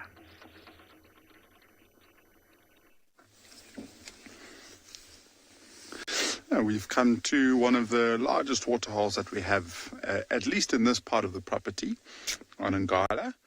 And I think we might have missed a herd of elephants. You might just be able to see the very, very last one moving away into the bushes. I think it's literally just disappeared. We didn't miss much. We came around the corner and we saw them walking into the bush, so it's not like we missed a whole herd of elephants drinking. It would have been nice to be here a little bit earlier, but we just missed them. Especially at this time of day, it's so nice to come and have just a quick little stop and listen and just spend some time at a waterhole like this to see if we can find any type of animal moving around. You know, it's at that time of day where the diurnal animals might still feel more comfortable coming down to drink, but then it's also starting to get to that time where predators might consider moving around a little bit. And after a relatively hot day, if they got out of the wind, they might decide to come down and have something to drink. You see, we've got one of the resident hippos.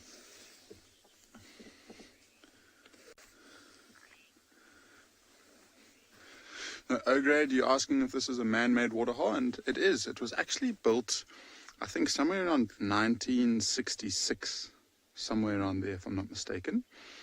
And it's naturally filled, so this is just rainwater. There we go, and elephants come back home. One elephant has come out on the opposite end of the waterhole.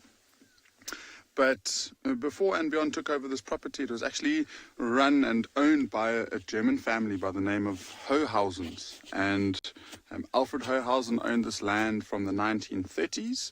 They built this dam in the 1960s and they named it Clara. And Clara is, or was at least, Alfred's wife.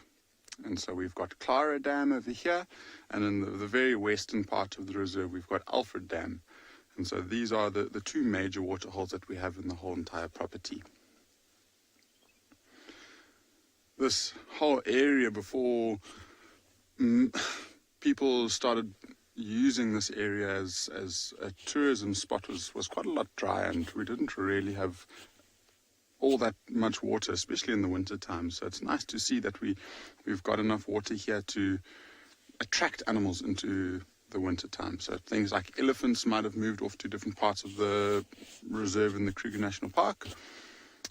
Now they've got the opportunity to drink and don't have to move too far. But it has, I mean, in the last 2 months or so, it's resided very, very quickly, and I think it's a mixture of having quite a large surface area, so there's a lot of natural evaporation, but then also a lot of animals coming down to drink, I'm sure.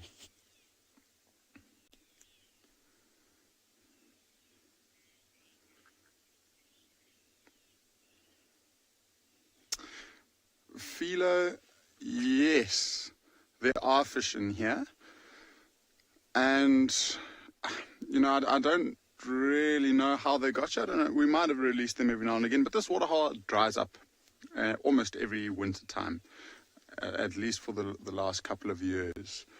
And so fish would naturally come in here, and a lot of the time they would have been transported by birds. So if the eggs get caught on the birds' feet as they're wading through water, they get displaced into this waterhole. And then things like catfish would be able to hibernate or go into a state of dormancy underneath the mud and just wait it out. You know, a lot of them will end up dying, but a few of them will survive. They're capable of breathing through the air. They've got something that's similar to a lung, and so they're capable of going into that state of dormancy for a number of months, waiting for the rain to arrive. And this year the rain arrived in full force. This waterhole was completely dry, and it went from being bone dry to overflowing in probably about 2 weeks. And so we had a huge amount of rain in this area, and I mean, it's probably the fullest it's been, at least in the last 10-15 years or so. So it will carry us right until the rainy season, and probably even longer if we don't get any rain this year.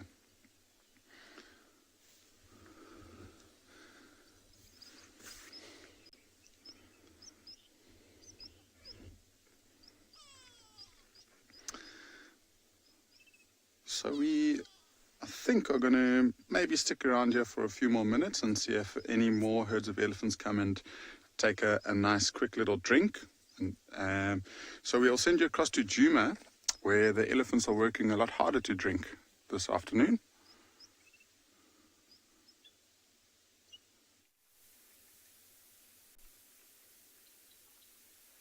They're working quite hard. But luckily, most of their work is done. While driving through the Mowati the last couple of days, there were lots and lots of holes that the elephants had dug to get to nice fresh water.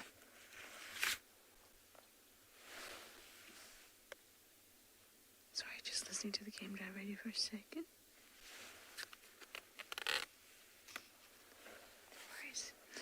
They are digging to find this fresh water, and that's really important at this time. For elephants especially, because they're very picky. You can see trunks fully into those holes. Makes driving through the Mowati very difficult, but it's excellent for the elephants. Oh, look at that. So because it's starting to dry up just a little bit, our dams are still looking good. But what ends up happening is any concentration of maybe bacteria, algae, etc. starts to get a little bit more intense because the water is evaporating, and it may not taste as nice as freshly dug water. So you'll find elephants doing this a lot more often as we get drier and drier. Let's just listen.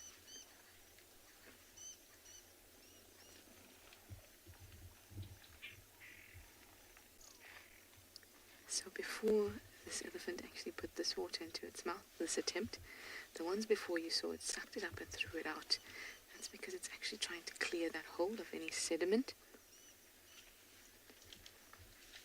And in this last one, it was satisfied with the water.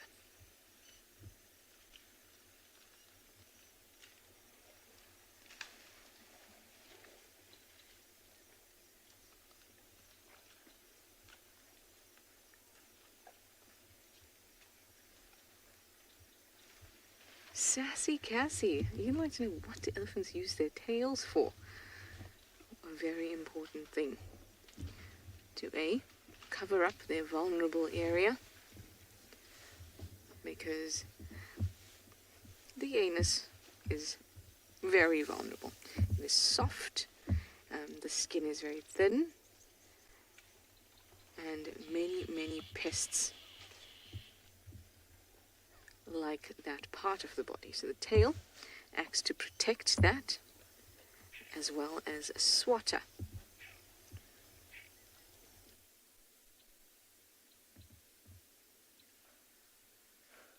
Just like that. Thank you, elephant. You're giving us a great demonstration.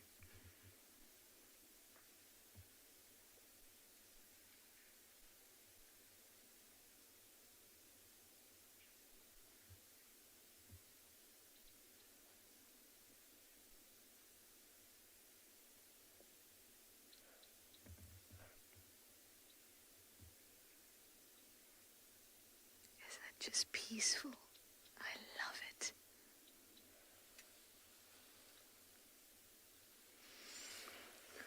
Brian, that's a really good question. You'd like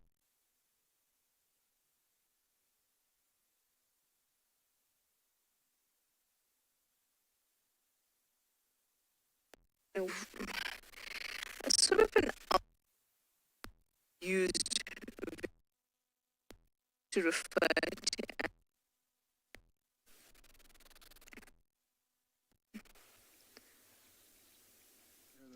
No, it's fine. Welcome back to this waterhole, everybody.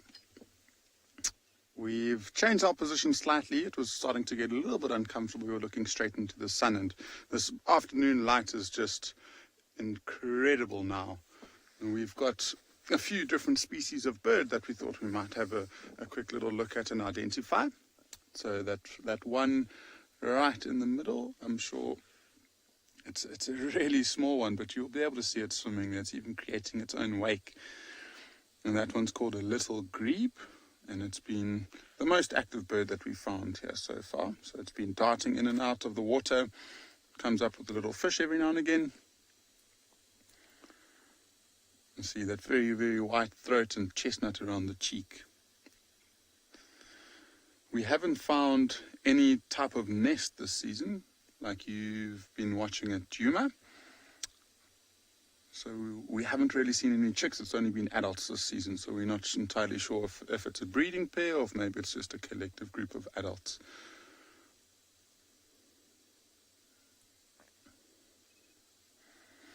Let's see if we can see any other species. It's interesting. I mean, you'd think, especially in the winter time, with everything drying up, such a large waterhole like this would attract a lot of birds.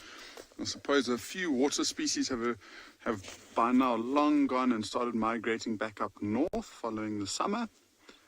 But we should get some resident birds that stick around.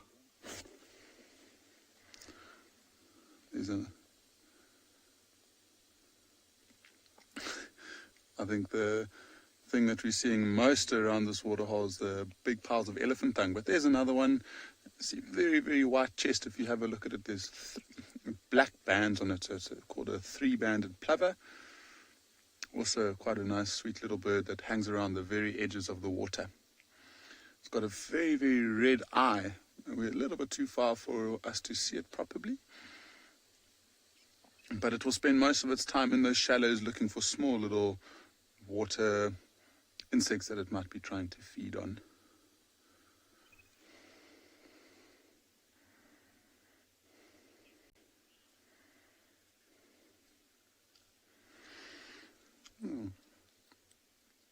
Yeah, so whilst we try and see if we can find a few more bird species to show you, we'll send you back to Djuma where those elephants are still trying to get some water.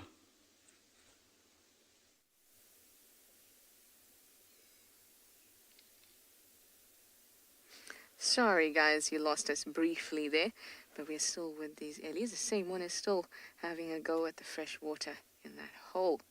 Now Brian, you asked a really important question. You'd like to know, what is a pachyderm and what does it mean to be a pachyderm? What other animals are classified as pachyderms? So pachyderm is an outdated, obsolete order of animals that used to include thick-skinned animals. So things like elephants, hippos, rhinoceros, even tapir, I think, as well, but definitely hippos, elephants, and rhinoceros. But it was a description of them being non-ruminants and having this thick skin. But it didn't actually give any information about the other biological relationships of the animal. And that's why it is no longer used as a biological order, because Pachydermata. And I think the last time it was used was in about 19th century.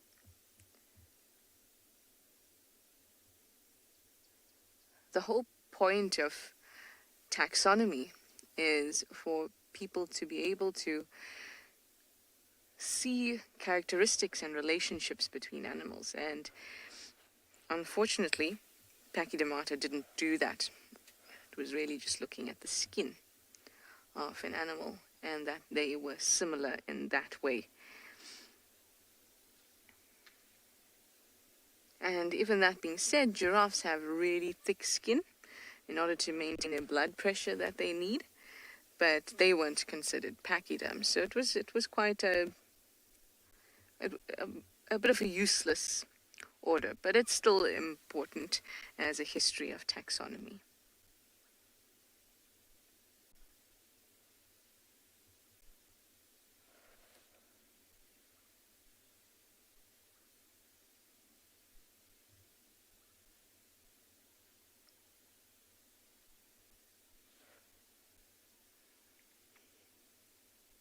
Sorry guys. Was this the pterodactyl pterosaur situation all over again? I remember learning about the word pachyderm in high school biology. Mostly learning about why we shouldn't use it. But like I said, it's a nice term and most people do know what you mean when you say a pachyderm. It just doesn't mean anything biologically anymore.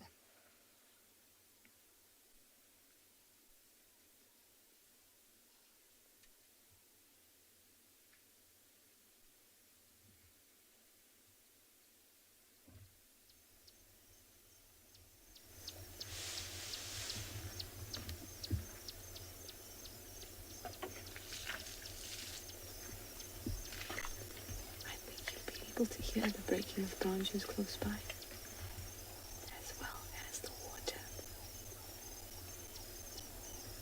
Come on, spray us again.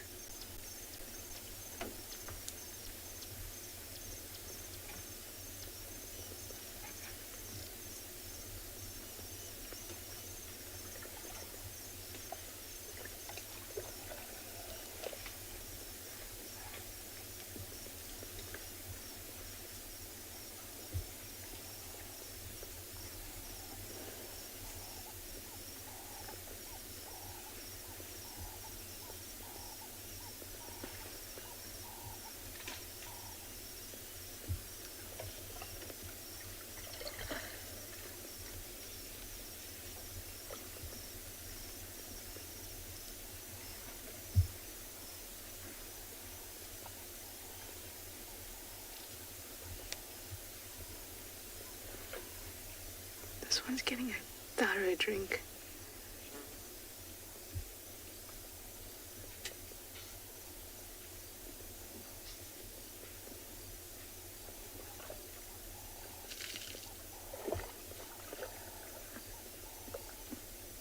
Oh, that's just lovely.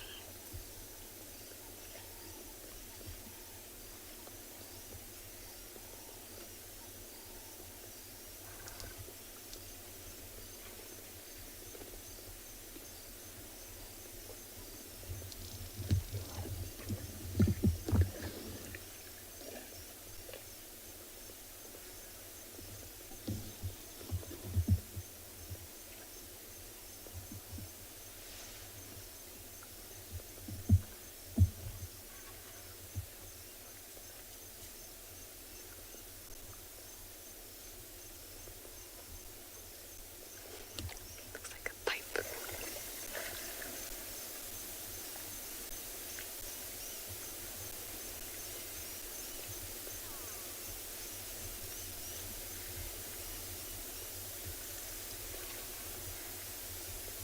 I want you to have a look at the eye when this animal brings its trunk back up.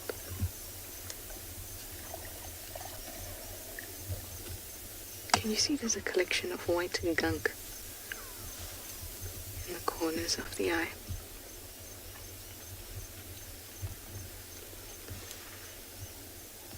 Now, unlike us, these guys don't have the whole criminal structure, or you would know as tear ducts, but not just the ducts, but there's also a whole lot of structure. They don't have them, so all of the cleaning of the eye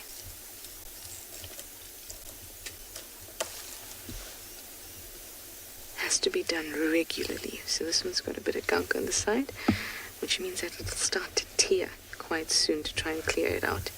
And that's when you get that streaming down the face. Oh, let's listen.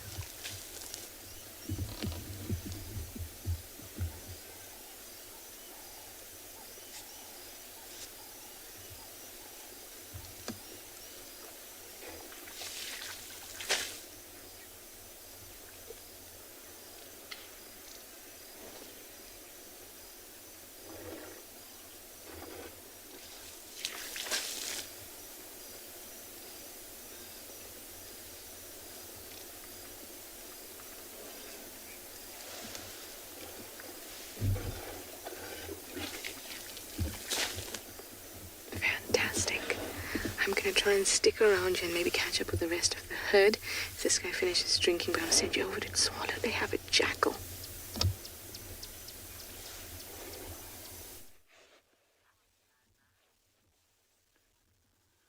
So we're just watching this, which is definitely one of my all-time favorite small predators, is black-backed jackal.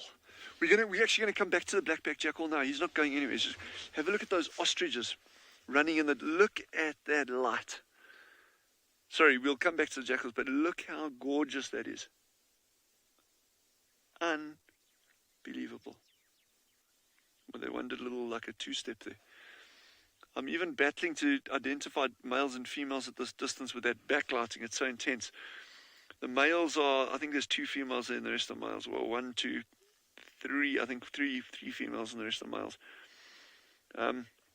Your females are a lovely grey-brown colour, and the males are pitch black. Often the tail feathers take on a bit of, in this environment, take on a bit of a russety, brownish red shade just from whenever they're lying down in the sand. That oxide on the sand gets onto the feathers and gives them a lovely russety colour. But that light is just gorgeous. He might actually poop now. Watch. There you go. That was good timing. And he's off. He's a bit lighter now. I can catch up with the others. We've actually got 2 cheetah males. We've got a whole pile of cheetah on Tswalu, but 2 males in particular that are very, very adept at catching ostriches, even full-grown ostriches like this. And some people say, oh no, and your ostriches are like large, dangerous prey for cheetah, and they're going to be really careful. Not at all. I mean, we've even seen a single female catch adult ostriches. They obviously have to be careful. Ostriches are well known for kicking, and they're very, very easily able to defend themselves if they have to. Yeah, they are gorgeous birds. They're very dinosaur-like, but then birds are. There's a question for the day. Question for the day, speaking of birds. And if I'm wrong, please, you feel free to correct me when I give the answer. Is what is the earliest known bird in the fossil record? It's a really well-known one. Well, I guess in paleontology circles. But anyway, back to the jackal. So there's the question. So what is the earliest known bird? And you can go look it up. It's a really stunning little bird. So this jackal's just sunning himself there. He's pretty much tucked up behind that bush.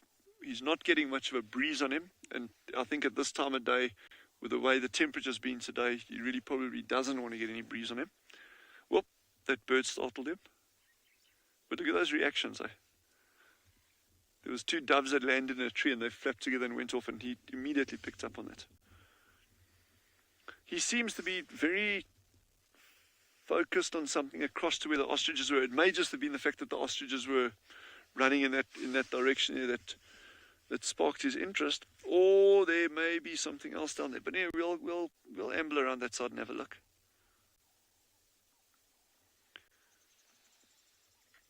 Incredible sense of smell. We talk about hyenas and how they can pick up carcasses from a long way away, and they can.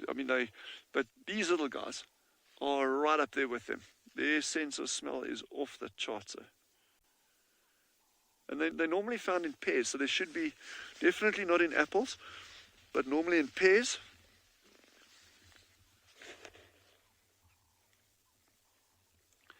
Daniel, a pterodactyl. You may be very right. Daniel said a pterodactyl. I'm thinking of a different one, and like I said, I stand 100% to correction if I'm wrong. But let's keep pterodactyl on the cards. I think that's a very, very good one. I'm thinking more in terms of feathered birds, so what we traditionally accept as a feathered bird. But pterodactyl, yes, I wish pterodactyl still existed. I wish all these things still existed. But yeah, so jackals are normally found in pairs. So there may well be another one.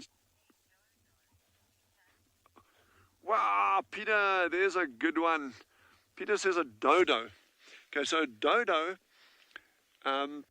it's really interesting because it is extinct, but it occurred, I think, in Mauritius, the islands around there, and they actually went extinct in very, very, very recent time due to overutilization by early seafarers, people staying on the island. So, so dodos, I wouldn't classify it as I don't think there's any fossil record. Again, stand to correction, I don't think there's any fossil record of dodos. But so we've got dodo and we've got pterodactyl on the cards. The jackal is super alert. Like I said, there should be others around here somewhere. although they go in pairs, it doesn't necessarily mean that they will be lying together all the time or foraging together. They cover quite big areas, especially out here. I mean, their territories can be very, very, very large. But I'm just scanning here. What they'll also do sometimes, and he's not exhibiting any behavior like that, if there's a predator that's actually made a kill, and the jackal's worried about the proximity of the predator to that kill, it'll often just hang back quite a distance and just bide its time and wait until the predator moves off. Then it'll dart and get something. This one, I don't think he's doing. This one's just looking way too relaxed. It's certainly, it's attentive, but to everything in its surroundings. It's not focused on something that would be another predator.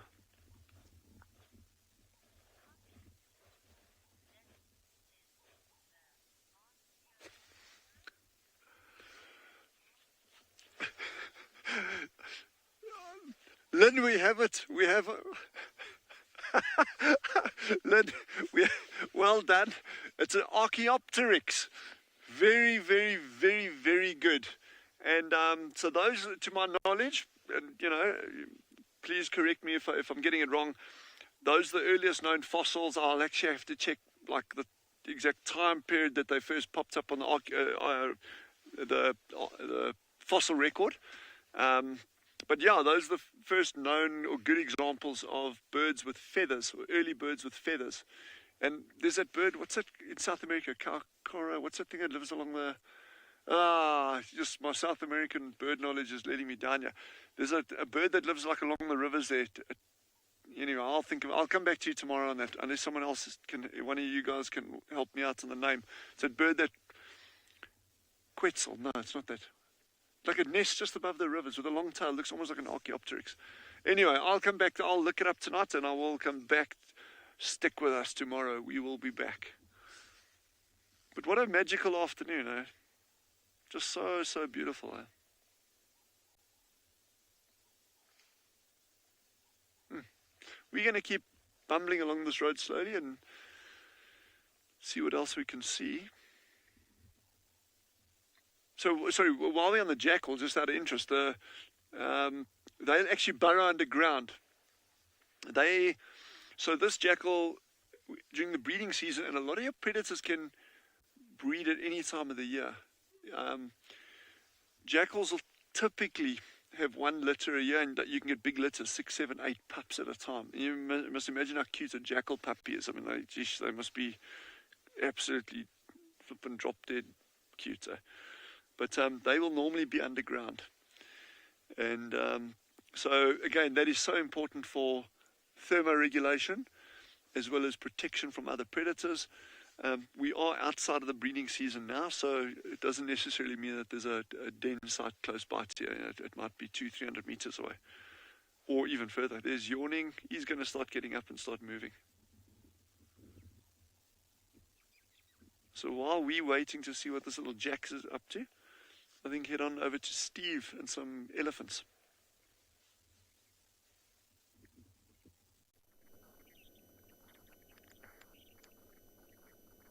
Thanks, Dylan. Well, we've got elephants. We had some elephants that got into the bush, but look at this perch starling. Going to...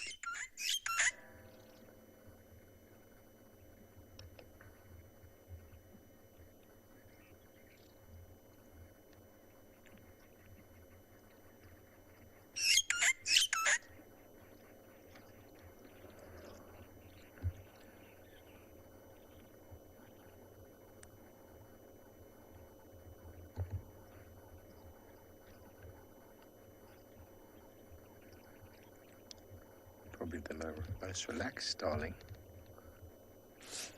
About 2 meters from us.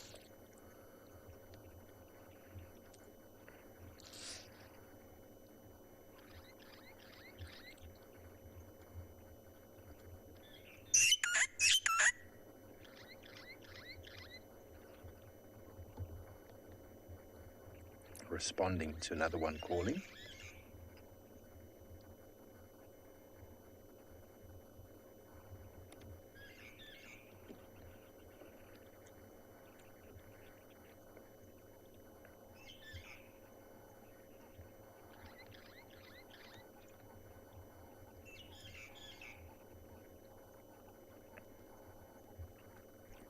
Easy to identify this one. Long tail, dark eye. Not a very long tail, but longer than the other two that we find here. They've both got orange eyes. Greater blue-eared and the Cape glossy starling. Seems to be sort of a boundary line within the Kruger whereby the Birchall starling gets overtaken by the Meaves starling in the north. Got a much longer tail. Well, that was pretty special. We stopped for some elephants and I said, Davey, got a bird. I mean, look where he was. He was just on this branch right there. He was looking at us. How nice is that call? Oh, wonderful. Okay. Well, onward we go. Oh, very good. Let's quickly send you back over to that dog who's on the move.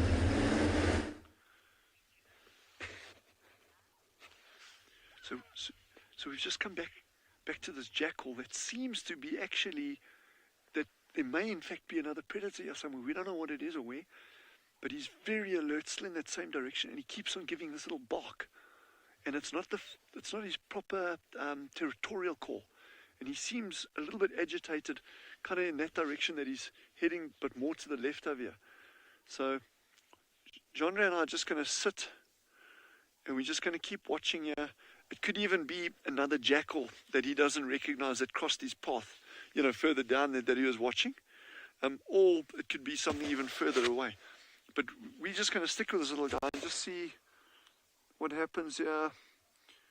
And remember, those ostriches came running from right to left. So perhaps there was something down there that spooked them a little bit. I'm not seeing anything obvious, but I mean, there's just so much. Okay, is he digging? Is he digging? There's so much vegetation between us and where the ostriches were. So it could be that we just can't see whatever's there. Like now he's settled down. Now he's not perturbed at all, So it may well just be that he'd seen something else in the distance, gave a couple of alarm calls, and now he's settled down and he's going to carry on foraging, or he'll actually even try to get a closer look. I've lost him completely. Can you see him, Chandra? Okay.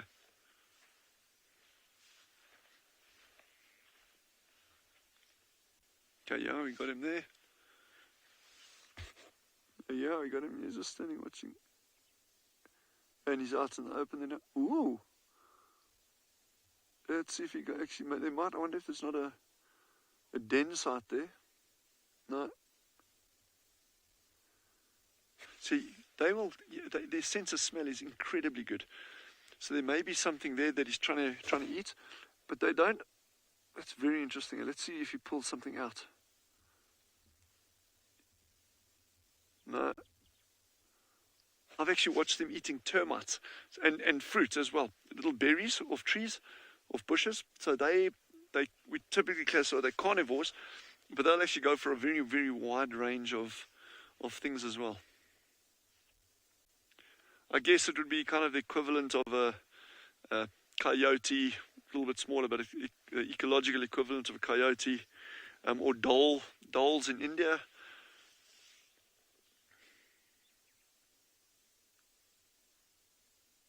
And dingoes in Australia.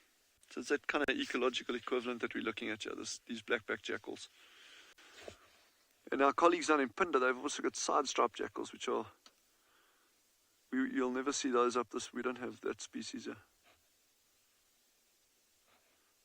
Let's see what he does there. Are we just going to slowly start ambling forward? Okay, there he goes. On those bushes now. He's definitely heading down in towards that area that he was looking. But he's kind of like, we've got this big patch of dense bush immediately to the left of us here. So he's actually taking a nice circuit around it. As a small little guy like that, you don't want to be going through dense bush unless you really have to. Especially if you suspect that there's something going on in there. I mean, you'll give that a wide berth. But let's amble down the road and just see what else we can find or follow up on him.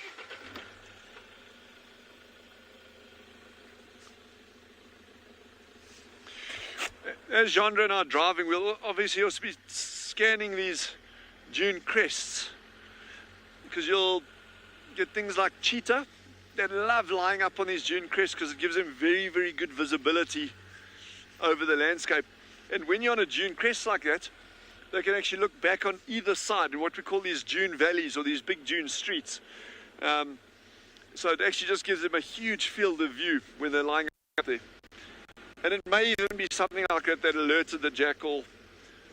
So as we're going, we'll just be scanning these crests. They're quite far. The straight line from here, it's about 400, 500 yards. But if there are cheetah lying up there, they'll actually be silhouetted and you'll actually see them pretty easily. I'm also keeping an eye open on any predator tracks in the road. We've just got some hyena tracks, we've got a lot of antelope tracks up and down, but nothing that would have caused this jackal to alarm. Oh, nice.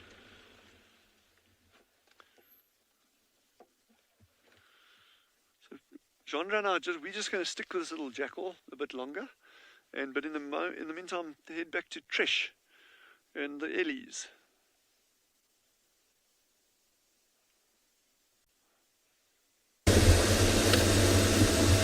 A jackal is just awesome. So we've left those Ellies, guys. They moved further into the block near Mamba Loop, and then I saw mother and calf being pursued or harassed by a bull. So I thought, let's just leave them be for now instead of going and harassing them too. So I've stopped at one of the mud wallows here. You can see that, I mean, it's still a lot of water, but the condition is starting to deteriorate just a little bit.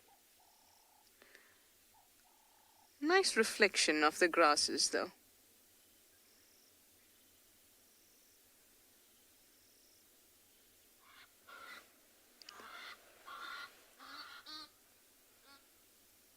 And we had some Egyptian goose.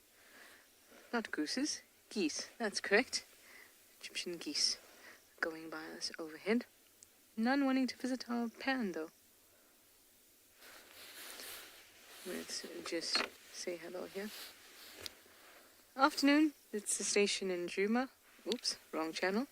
Did you hear me?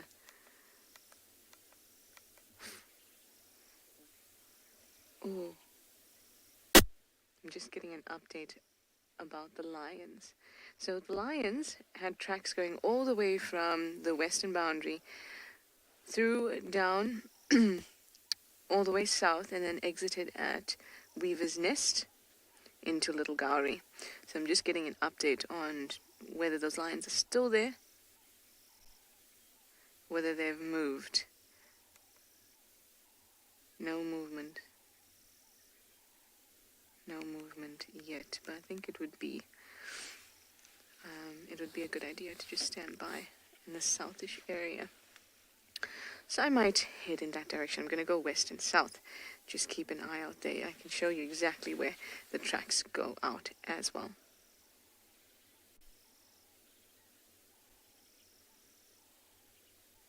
It is a beautiful evening. The sun is starting to set and be very gentle in front of us.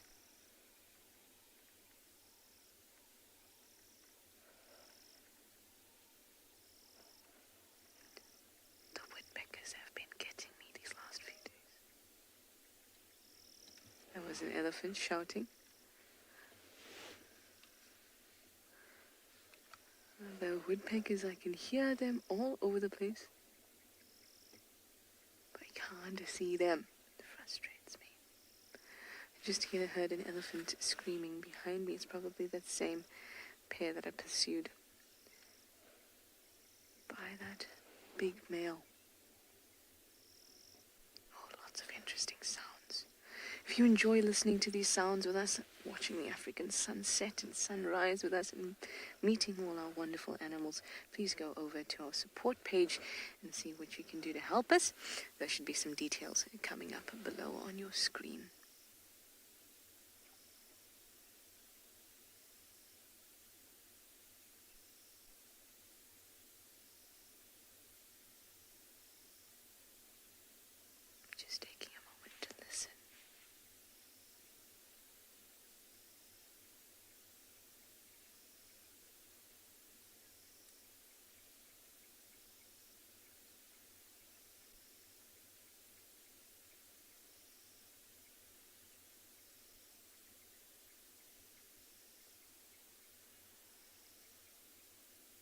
When you listen, you hope to find clues, but sometimes it's not about that. Sometimes it's just about listening to the bush and being present. And of course the fresh air.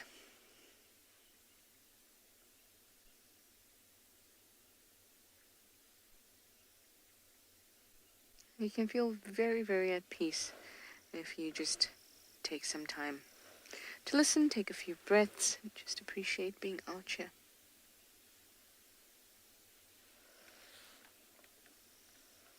Well, I'm going to get moving now, and Dylan's Jackal is on the moose. Let's go over to Tswalu.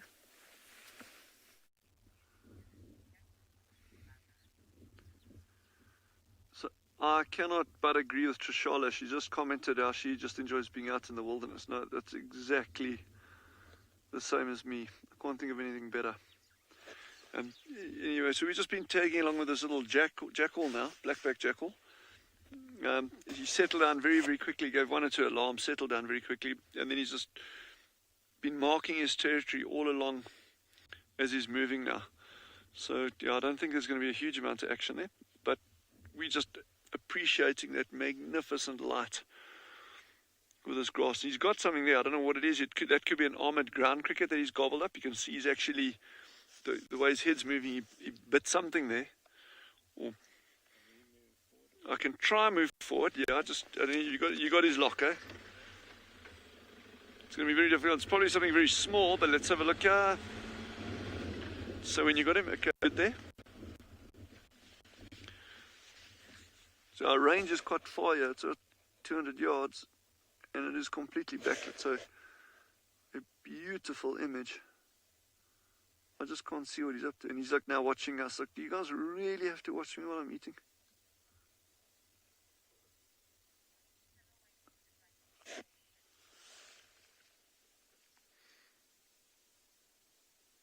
Yeah, his silhouette does look a bit like an Alsatian, just like a small one.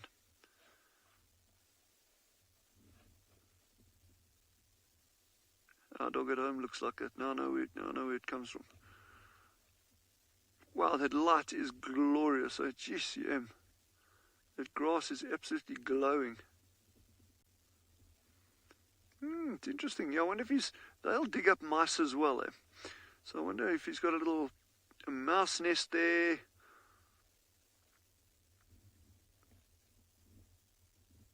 I've seen them eating scorpions as well. Not often, but I've seen them eating scorpions. So you wonder if he'll snack on something like that now. It could do. Although a lot of the scorpions that we get here are what we call burrowing scorpions, and they can burrow very, very, very deep. And there's kind of a payoff to any kind of foraging that you do in terms of energy loss and energy gain. You know, if your food parcel that you're going to get is too small and too difficult to get to, it's really not worth the energy trying to get it out.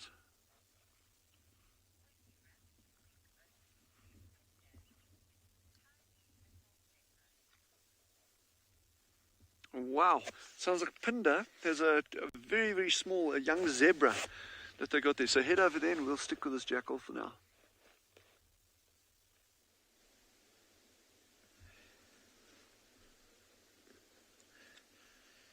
So we've been driving around looking pretty hard the whole afternoon for black rhino, and the only thing we seem to be able to find is some zebra. And what a treat to find such a young zebra. So you see how the zebra is purposely staying on the other side of mom, because that's where it feels nice and safe.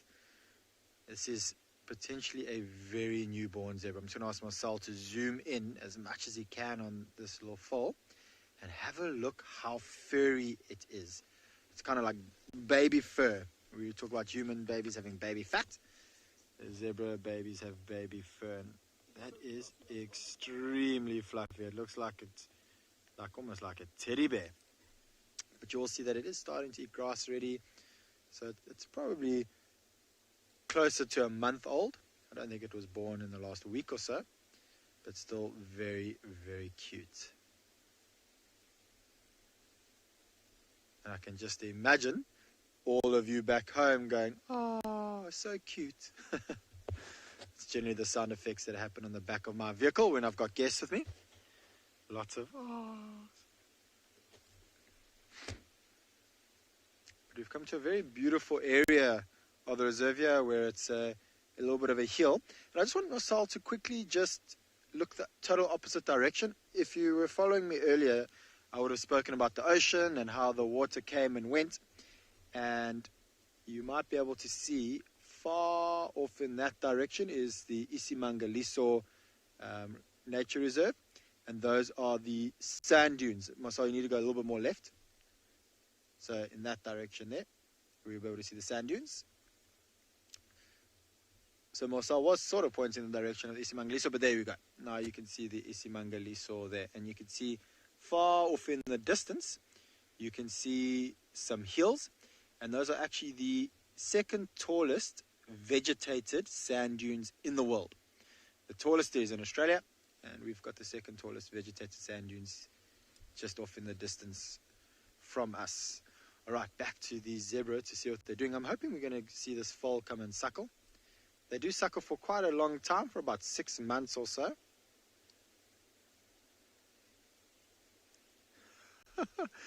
Viking Mermaid, you are correct. And I wish I had another fleece jersey on me at the moment. It is getting very, very cold at the moment. It was about 9 degrees this morning Celsius, and I think we're getting to that very quickly right now. So I'm sure that little bit of extra fluff is keeping this little foal nice and warm. You also notice when you look at the mother, and this is how we know that this foal is also very young, you can see she's still got a little bit of a pregnancy fat or weight. See how it still looks like she's pregnant? She's got quite a bulging belly. That being said, zebra do by nature kind of always look a little bit pregnant. So they're a little bit different to buffalo and impala, who are ruminants. So zebra only have one stomach, and they're what we call hindgut fermenters. So inside that big chamber of theirs, there's lots of fermentation that takes place. And so they look very overweight and very bulky. But that is because of the amount of grass and the amount of fermentation that happens inside their belly. All right, so we've got a beautiful black and white animal with us here. I believe Steve has another black and white bird that he would like to show you all.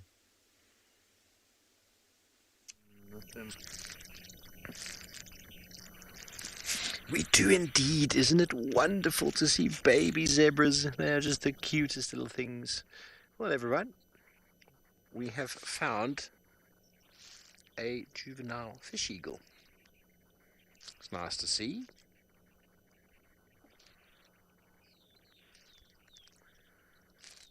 It's the only sort of eagle you'll get around that's got that sort of really mottled white coloration into the brown.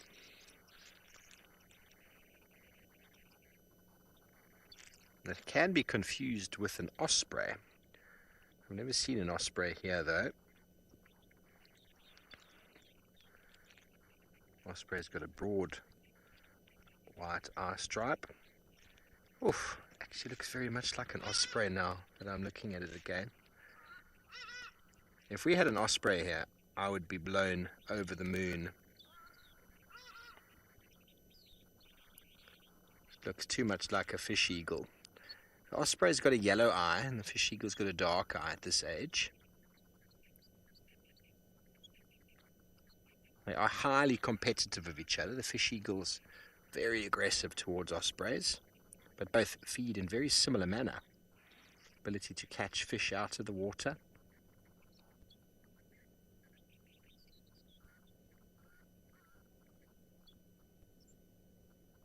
I've had a few fish eagles in the last few years that I've been here.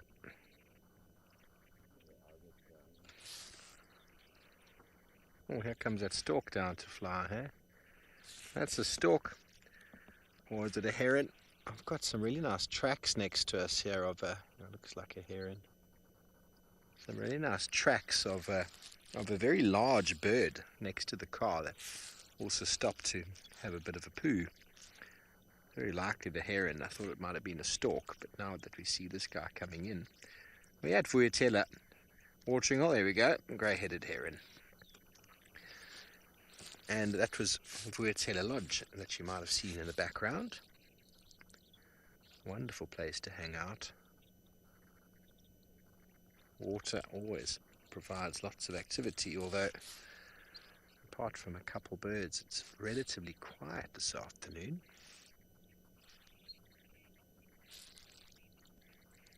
Okay, very good. Well, we're going to continue and see what we can find and send you over to Pachyderms with Taylor McCurdy and some elephants.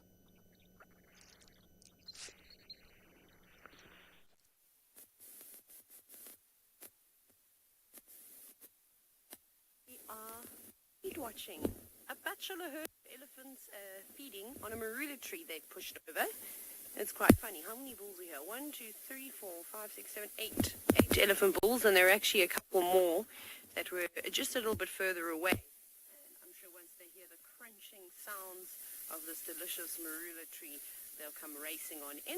But there is an elephant in and amongst this, all the bulls that you may know. His name is Kumo, a big elephant bull that we've been seeing, which is quite nice. And I met a new collared elephant bull too. His name, and he's actually one of the bulls that was moved.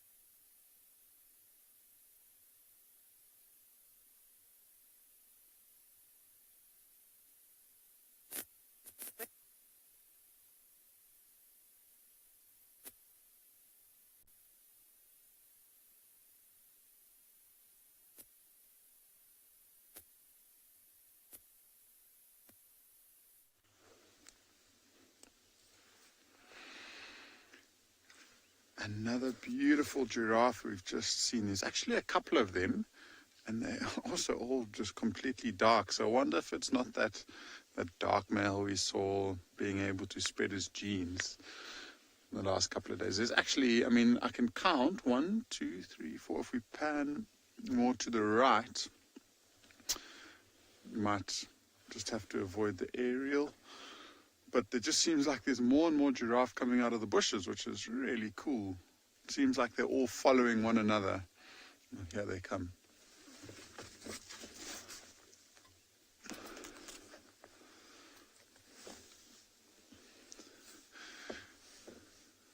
See this one, the one in the foreground here that's really dark. She's actually a female, and usually most people say that the males tend to be much darker, but she's incredibly dark for a female. And see, they're not in any particular hurry, so they're just walking along, and they walk to a bush. Head goes down as they feed, and they keep going. It's almost like they're walking in single file. It's really cool. So there are 2 off to the left, and then there's about 4 or 5 of them that are going to come into shot soon. Almost looks like they see one feeding, and then they know, okay, now it's time for us to feed, and they'll go down and they continue feeding. And then once one starts moving, it seems like the rest of them are still moving.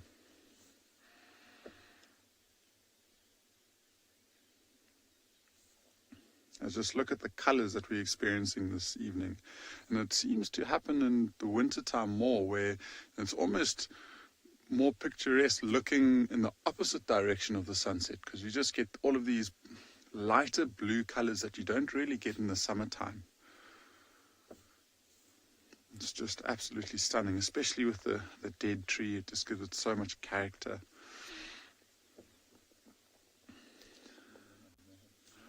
A bit more left, I think. Yeah, and there's a couple that are just poking their heads out every now and again. Sometimes just see the tongue sticking through the bushes as it grips the branch.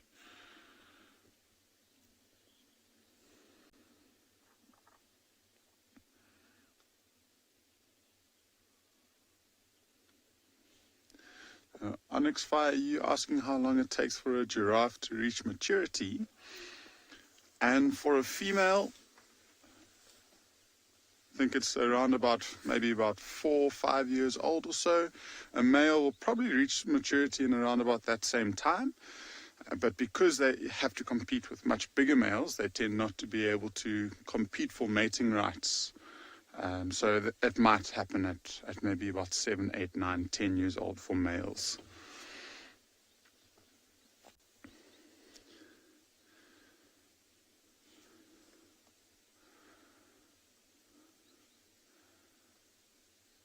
wonder what they're up to this evening. I'm sure they're quite comfortable in a big group, and they've got lots of eyes and ears to be able to spot any potential threats. I'm sure they'll be able to communicate with one another if they happen to see something, and they might be heading towards an open area to try and rest. I don't know if anyone has ever seen giraffe lying down, but it tends to be quite a rare thing. They don't spend too much time lying down because it takes so long for them to stand up. So they might take short little naps when they feel that it's safe, but they never put their heads down, and they always got their heads straight up. The best way that I can describe it is a little bit like a camel, how a camel lies down, exactly the same as a giraffe. Every now and again you just see the flash of the white as they're passing through the bushes.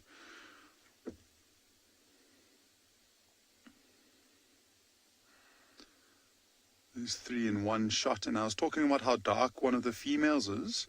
She's the one in the foreground. And if we get the opportunity, I mean, the rest of them behind her are also females. And just look at the difference in the colors between them. So there's one passing back. Look at her colors. Look at the other one's colors. There's 2 right next to one another that are almost identical. And the dark one I want you to see is obviously hiding behind the bush. I'm sure it will pop out now. But this is amazing. We've got at least 6 or 7 giraffe coming out into these open areas around us. Really quite special. We were actually driving in this area to see if we could find any sign of some jackals, but we haven't seen them. Oh, here comes the dark one now.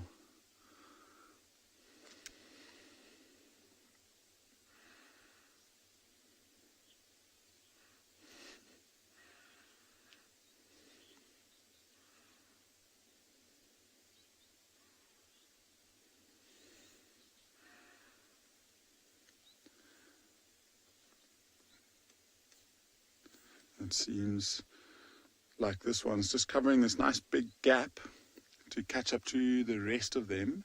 And the trees that they're moving in towards is some trees that we chatted a little bit about. I know Tswalu talked about them this morning, is some tambuti trees. And they've got a very milky latex, so I'm sure it just puts some extra bacteria in, helps with a little bit of their antibodies in their stomach just to help with digestion.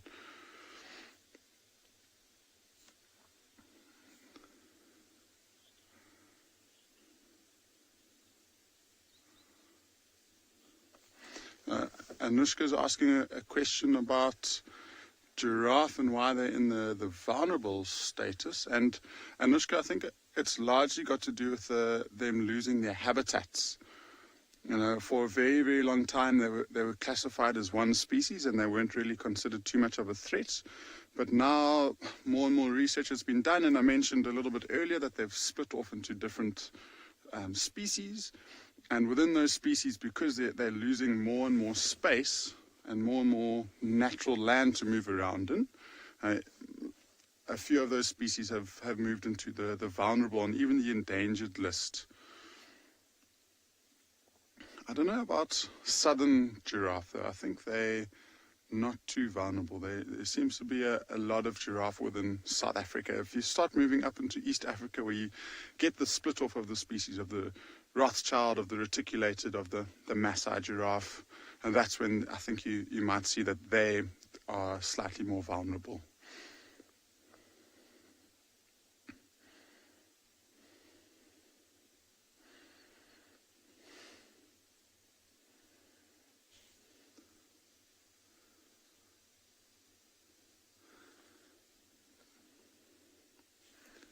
It's really nice that they're completely relaxed around us and are allowing, or at least they're coming into our space, not us going into their space. But sometimes they might give us a much wider berth, but they seem to be completely relaxed around us. And so the views that we are getting are quite exceptional now. And see the height difference between the one on the right-hand side and the one on the left. And the one on the right is quite a lot bigger than the one on the left-hand side. And so the one on the left seems like a youngster. And we'll see if we can maybe get a closer shot in. see if you will be able to tell us if it is a male or a female. I think the views may be a little bit too obvious if you know where to look.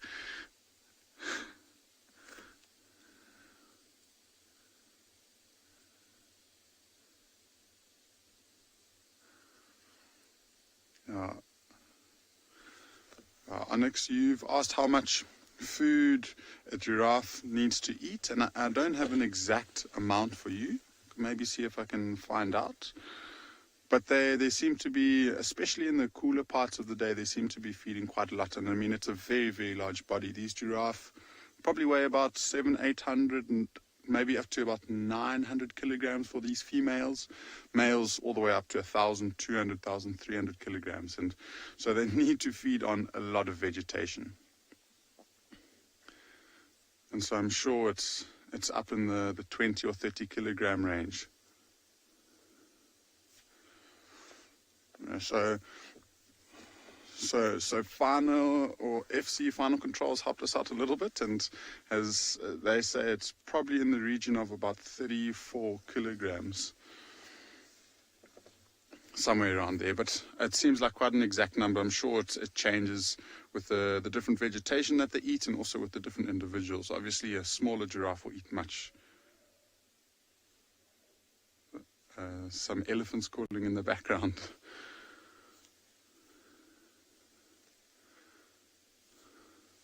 Do you want me to reverse back? So we might just switch over to infrared, so you'll see a slight color change. And I'm going to back up just so this bush isn't in our way. We've almost lost all of our light now. But these giraffes are just putting on such a good show.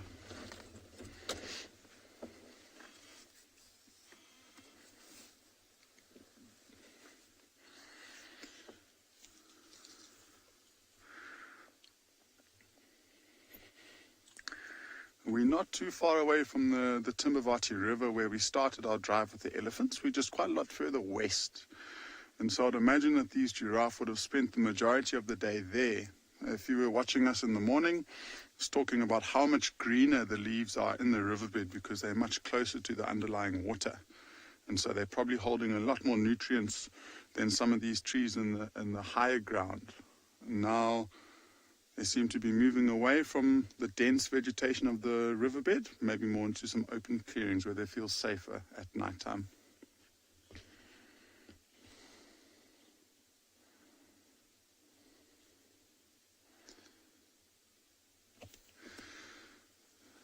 I think it's been such an amazing moment to spend with these giraffe.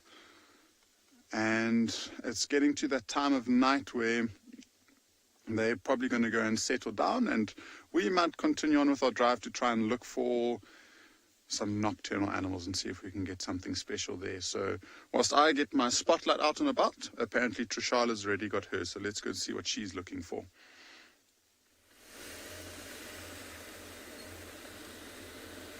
I do have the same idea. My spotlight is out. And I am looking for a creature that I find in the night, but it's not particularly nocturnal, and I think you all know what it is.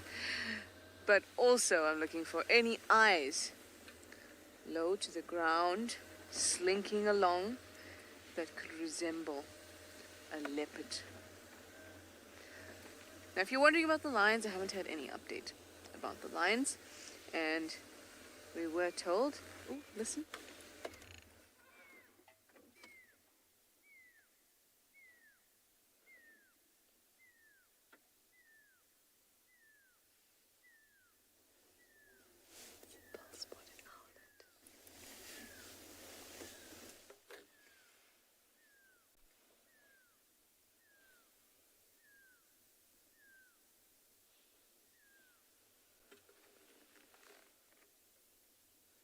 They have a lovely, lovely call. Some impala deep in the bush there. Or an impala, rather. Which is good for me because it will be my eyes and ears on that side if it manages to see or smell anything that bothers it, like a predator.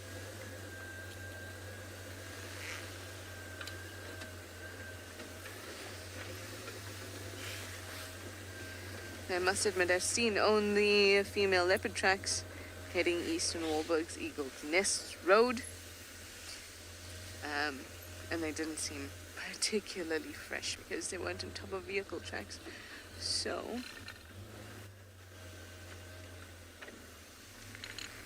I don't have any other updates for you. I had a chameleon friend in here. Was it here? Yeah, it was. It's very strange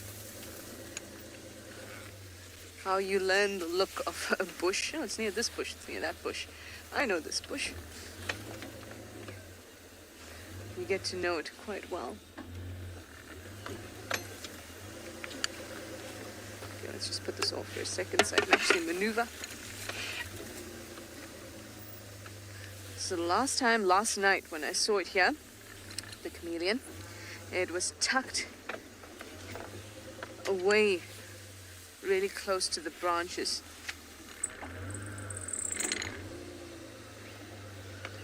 So I hope that it'll be here, but it seems that Jared has some eyes in the bush. That sounds awesome. Let's go see what it is.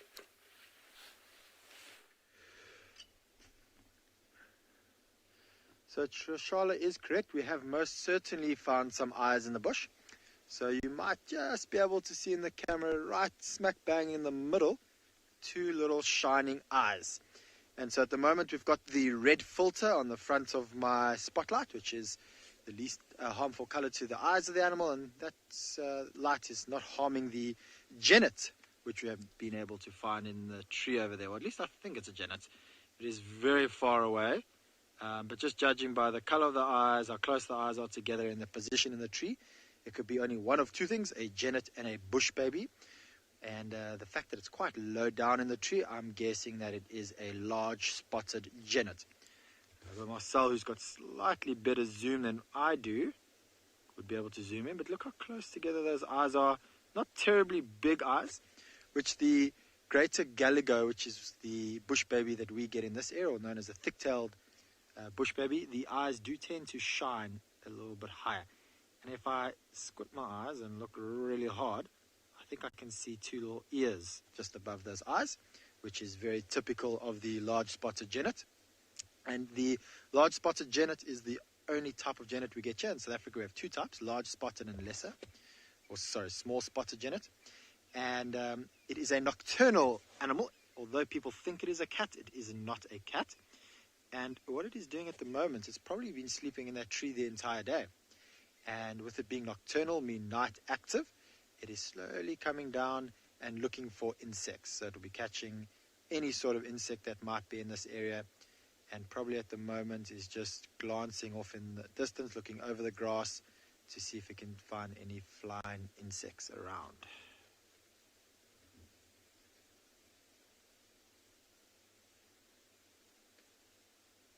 And you might be able to hear off in the distance that that is the very noisy crested franklin.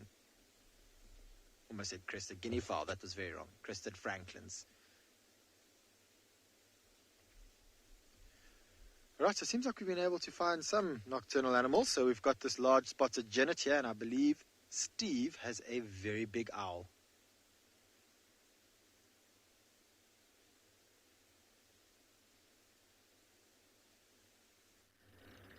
Thanks, Jared. Well, we had a genet just now as well, but we couldn't keep up with it. It disappeared in the thickets.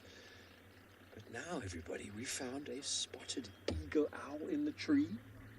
Now, many of you who are new viewers will not have experienced the wonders that we were able to provide for quite a few months. We had a spotted eagle owl nesting just around the corner with the world's cutest and most adorable eagle owl by the name of Sebwig, which we were able to document and go through the process of his upbringing from a little ball of white fluff to an almost fully mature adult. I haven't seen him in months. We're hoping this might be him. Really no idea, or her, really no idea how to tell. Doesn't respond to his name. So quite incredible, these animals. The guy's able to turn the head.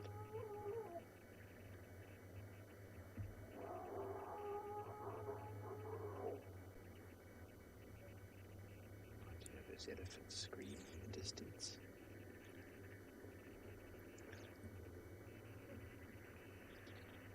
The tufts on the top of the head are actually just called ear tufts, but do not serve as ears. Ears are on the side of the head at slightly different angles behind the eye, so that when sound sort of arrives on the dome-like face of the owl's face, they filter off onto each ear at a different speed, and the owl is able to triangulate sound by moving its head.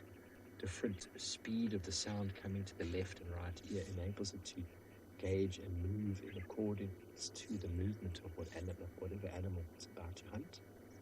And it can do so in pitch black conditions. It's absolutely phenomenal. Most owls, or should I say the nighttime owls, have got enormous wingspan for their body. So when they fly, they produce almost no sound. Only have to flap very irregularly, and they do more of a glide. Enormous wings give them lift for the body. They're not designed to be fast, just silent. As it turns its head, looking into the darkness, small little scuttling sounds of organisms attracted its attention and were able to swoop down on them.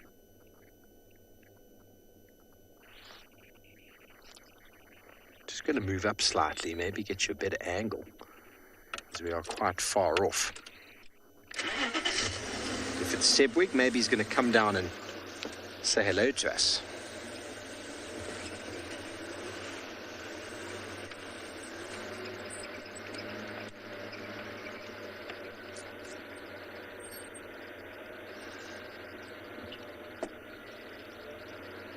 Somewhere we good? Good.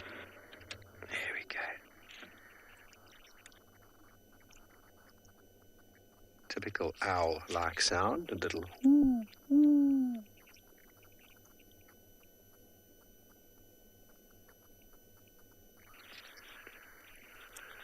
I'm almost certain it is the spotted eagle owl, not the giant. Now I'm having some second thoughts. Obviously looking at it in black and white. Decent sized owl. It's looking more like a Varro's eagle owl now to me, but it's very hard to tell in this light.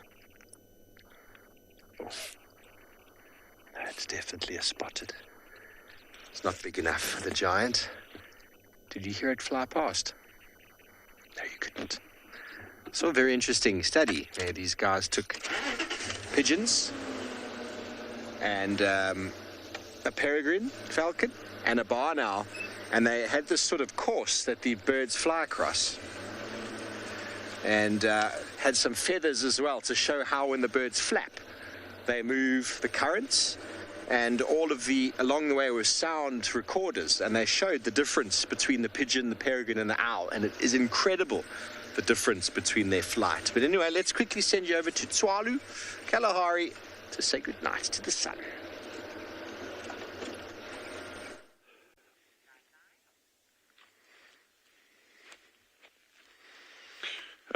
I definitely don't have anything as profound to say as pigeons and owls, unfortunately. But John and I have just really been enjoying this incredible sunset we've had, and just kind of chewing the cud on the interesting day that we've had with the challenges associated with it. But it's all part of what we're out here for. And yeah, I wouldn't want to be anywhere else. So that's long and the short of it. And I think Jandre, you'd agree, eh? Jandre says maybe with someone else. Well, he's obviously excluding me, so. But yeah, this is absolutely beautiful. We spent a bit of time scanning down here. This is the area that the honey badgers have been frequenting. They've been in and out of this area and that. So we're just hoping maybe we get a glimpse of them. We've got these big open areas that we can see quite a way. But it all seems very quiet at the moment. But we'll continue down here, and you know, we're just really enjoying this incredible sunset we're having.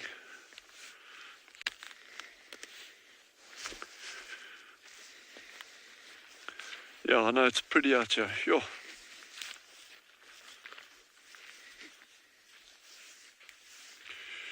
Yeah, let's go see what else we got. Some time left, so we're gonna head down into this big valley that you're seeing below us. So we're gonna go down and head into there. So what are those on the road? Can you see? I don't know if you can see that. Yeah, we've just got some animals far away in the road over there. I don't know if you can see what those are. I can't. Wildebeest. Okay.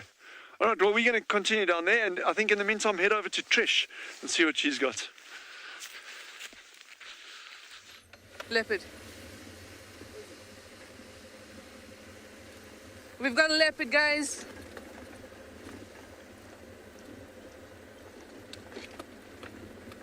Who do we have? Who do we have? Oh my goodness, it's Tingana. Is it Tingana? It's Tingana, my friends. Yes.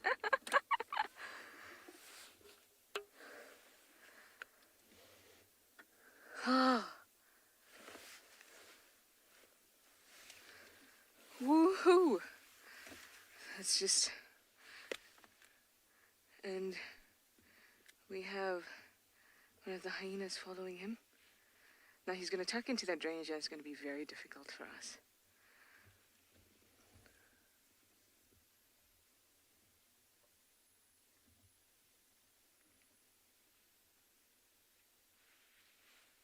I can move a little bit forward just so we get a good view, because this is going to be problematic for us. We're not going to be able to view him furthermore after he tucks into that drainage. This is going to be about the best. Oh yes, sit for us.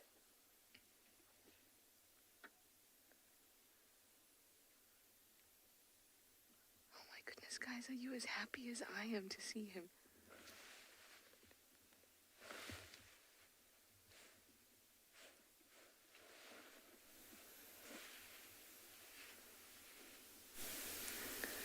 It's just amazing. Look at the interaction between these two.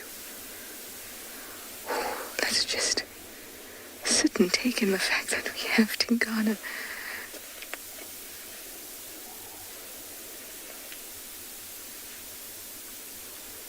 This looks like Swazi behind him.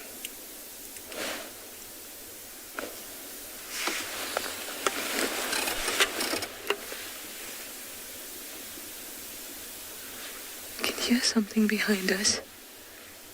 Elephants.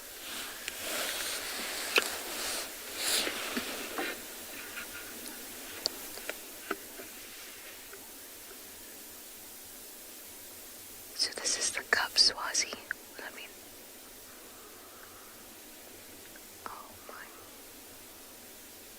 goodness. I'm just gonna call this in quickly on the radio.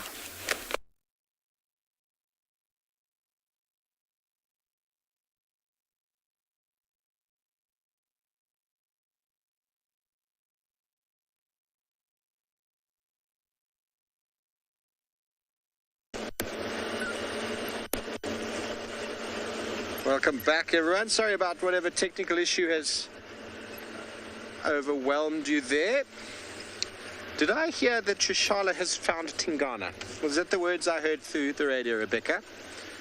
I've just been chatting with someone about Thandi and her cub as well. That is awesome.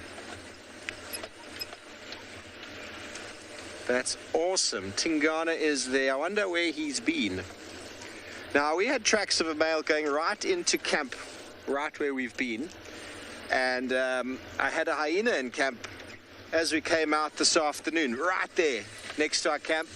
And the male leopard tracks from about 2 days ago that went into that area never came out. Tswalu, I never found them coming out. And then Kalamba was seen by the monkeys walking out of our camp yesterday afternoon. So I'm almost having a feeling now that Tingana has been in there the whole time and he's had a kill. Because every time the elephants come in that area, they get a bit upset. The hyenas are hanging around, and they don't just hang around anywhere for no reason. And that hyena is probably hoping to get a scrap from Tingana. We just wonder, did Tingana make a kill? Or did Kalamba make the kill and he stole it? Because both of them have been pretty missing the last few days, and normally that's because they've got meat, a substantial piece of meat that's taking some time to get through. But we're also going to have an update for you later, well, in the morning, about Thandi and Cub, at least Kachava and Cub, we're not sure. Just been chatting on the radio, and they had a leopard with Cub at Torchwood Dam this morning, around Torchwood Dam, which is on the other side. But I'm almost certain that Thandi hasn't crossed, but I have been wrong before. So, the guy's going to send me a couple of photos. Kachava is Thandi's daughter, so they do look very similar. Anyway, let's quickly go back over to Tswalu and Tingana. Yeah, that's him. Oh, I got so upset knowing that you couldn't view him and that he might go into this drainage, but then he was so obliging and he's just sat down. I am thrilled, absolutely thrilled. And thank you for Tech. Oh, thank you to Tech for getting on that. I'm going to be quiet because you'll be able to hear there's elephants around. You might even be able to hear Swazi the hyena walking around. A lot happening here right now.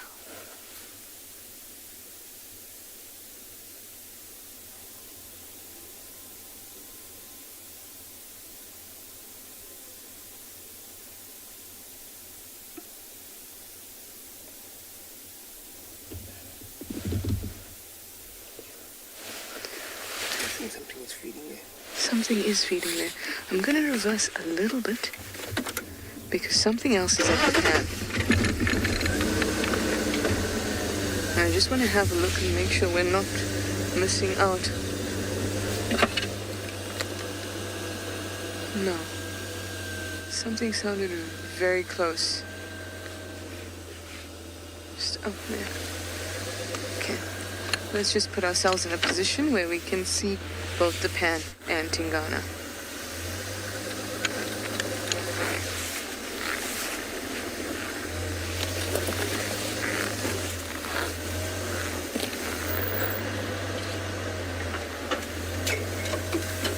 How's that, PK?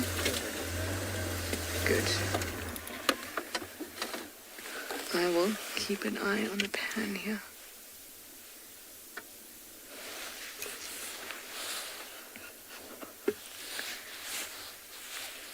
Oh, it's been so long, and I'm so glad that we've got a sighting with him.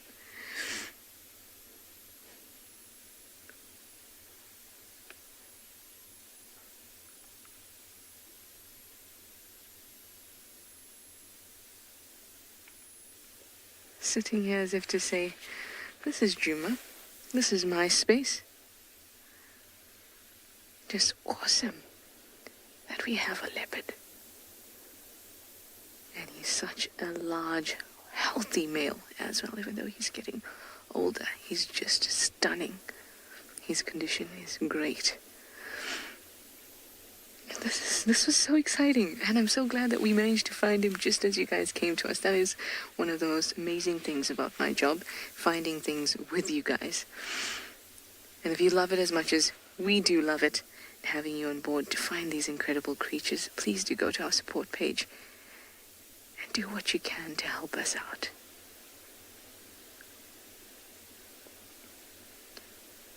So Tingana, for those of you who don't know, is a dominant male leopard in this area. Actually, he is. I had a slip of the tongue there and said it was, because we're starting to think that he's getting a bit nomadic. He's been spending time away from this area. Hukumuri's been moving in. Mwati's been moving in. And he's 13 years old, so he's an older leopard.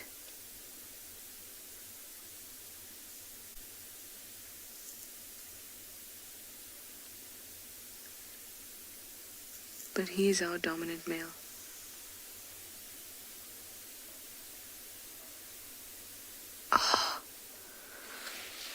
Off he slinks away. Now this is going to be a difficult drainage to maneuver. We can try, maybe get a last look at him. But this is a difficult one. Okay, my boy. Okay, does his face just okay? I'm gonna try. Get in. Yeah, you may just have to look over my head. Now, because of the infrared light, see, if I spotlight him, then I'll bring attention to him and I could potentially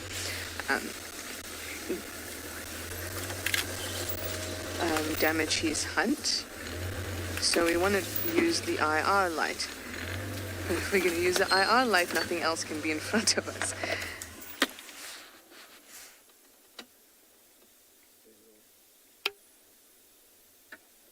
He's gone. I can't see him. Yeah, I can't see him. Huh. Our option, he's actually going to come out by the new rooms of camp. Actually probably in front of my room. So there's options. You could all come over to my house. But they tend not to actually do that. You'll tend to move across through the drainage and not actually come up to the rooms, just because there's a lot of human activity around. Okay. I'm afraid that's as far as we can go in this direction. You can see there's quite a plunge down there. He was drinking so sorry about that was loud. He was drinking so loudly.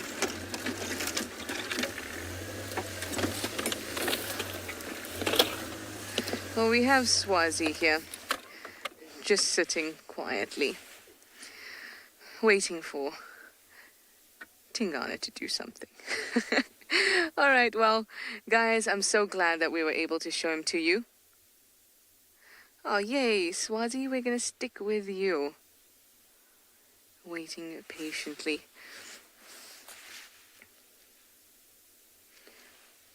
Oh, I am so happy, so happy, guys, that we were able to do that. Let me just move. It's the last few minutes of show. Let me move and get us a nice view of Swazi. He's very comfortable.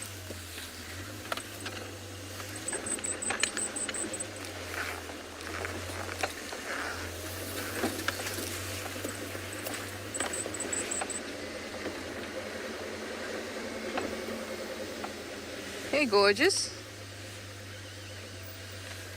How about we end the show with you? Hey, Stunner. You've been all around camp, and finally you found yourself a leopard to follow. Just gorgeous. Guys, I can't tell you how happy I am to have been able to find a Tingana for you all, and for us to know that, hey, he's back in town, he's not spending all his time in Buffelshoek. Maybe tomorrow morning we'll also get a chance to see him.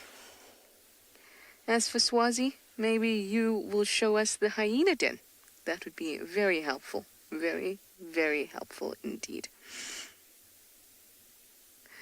Well, guys, that was exhilarating. There was something for everybody this game drive, and we'll see you in the morning. So thank you for your questions and comments, and good night.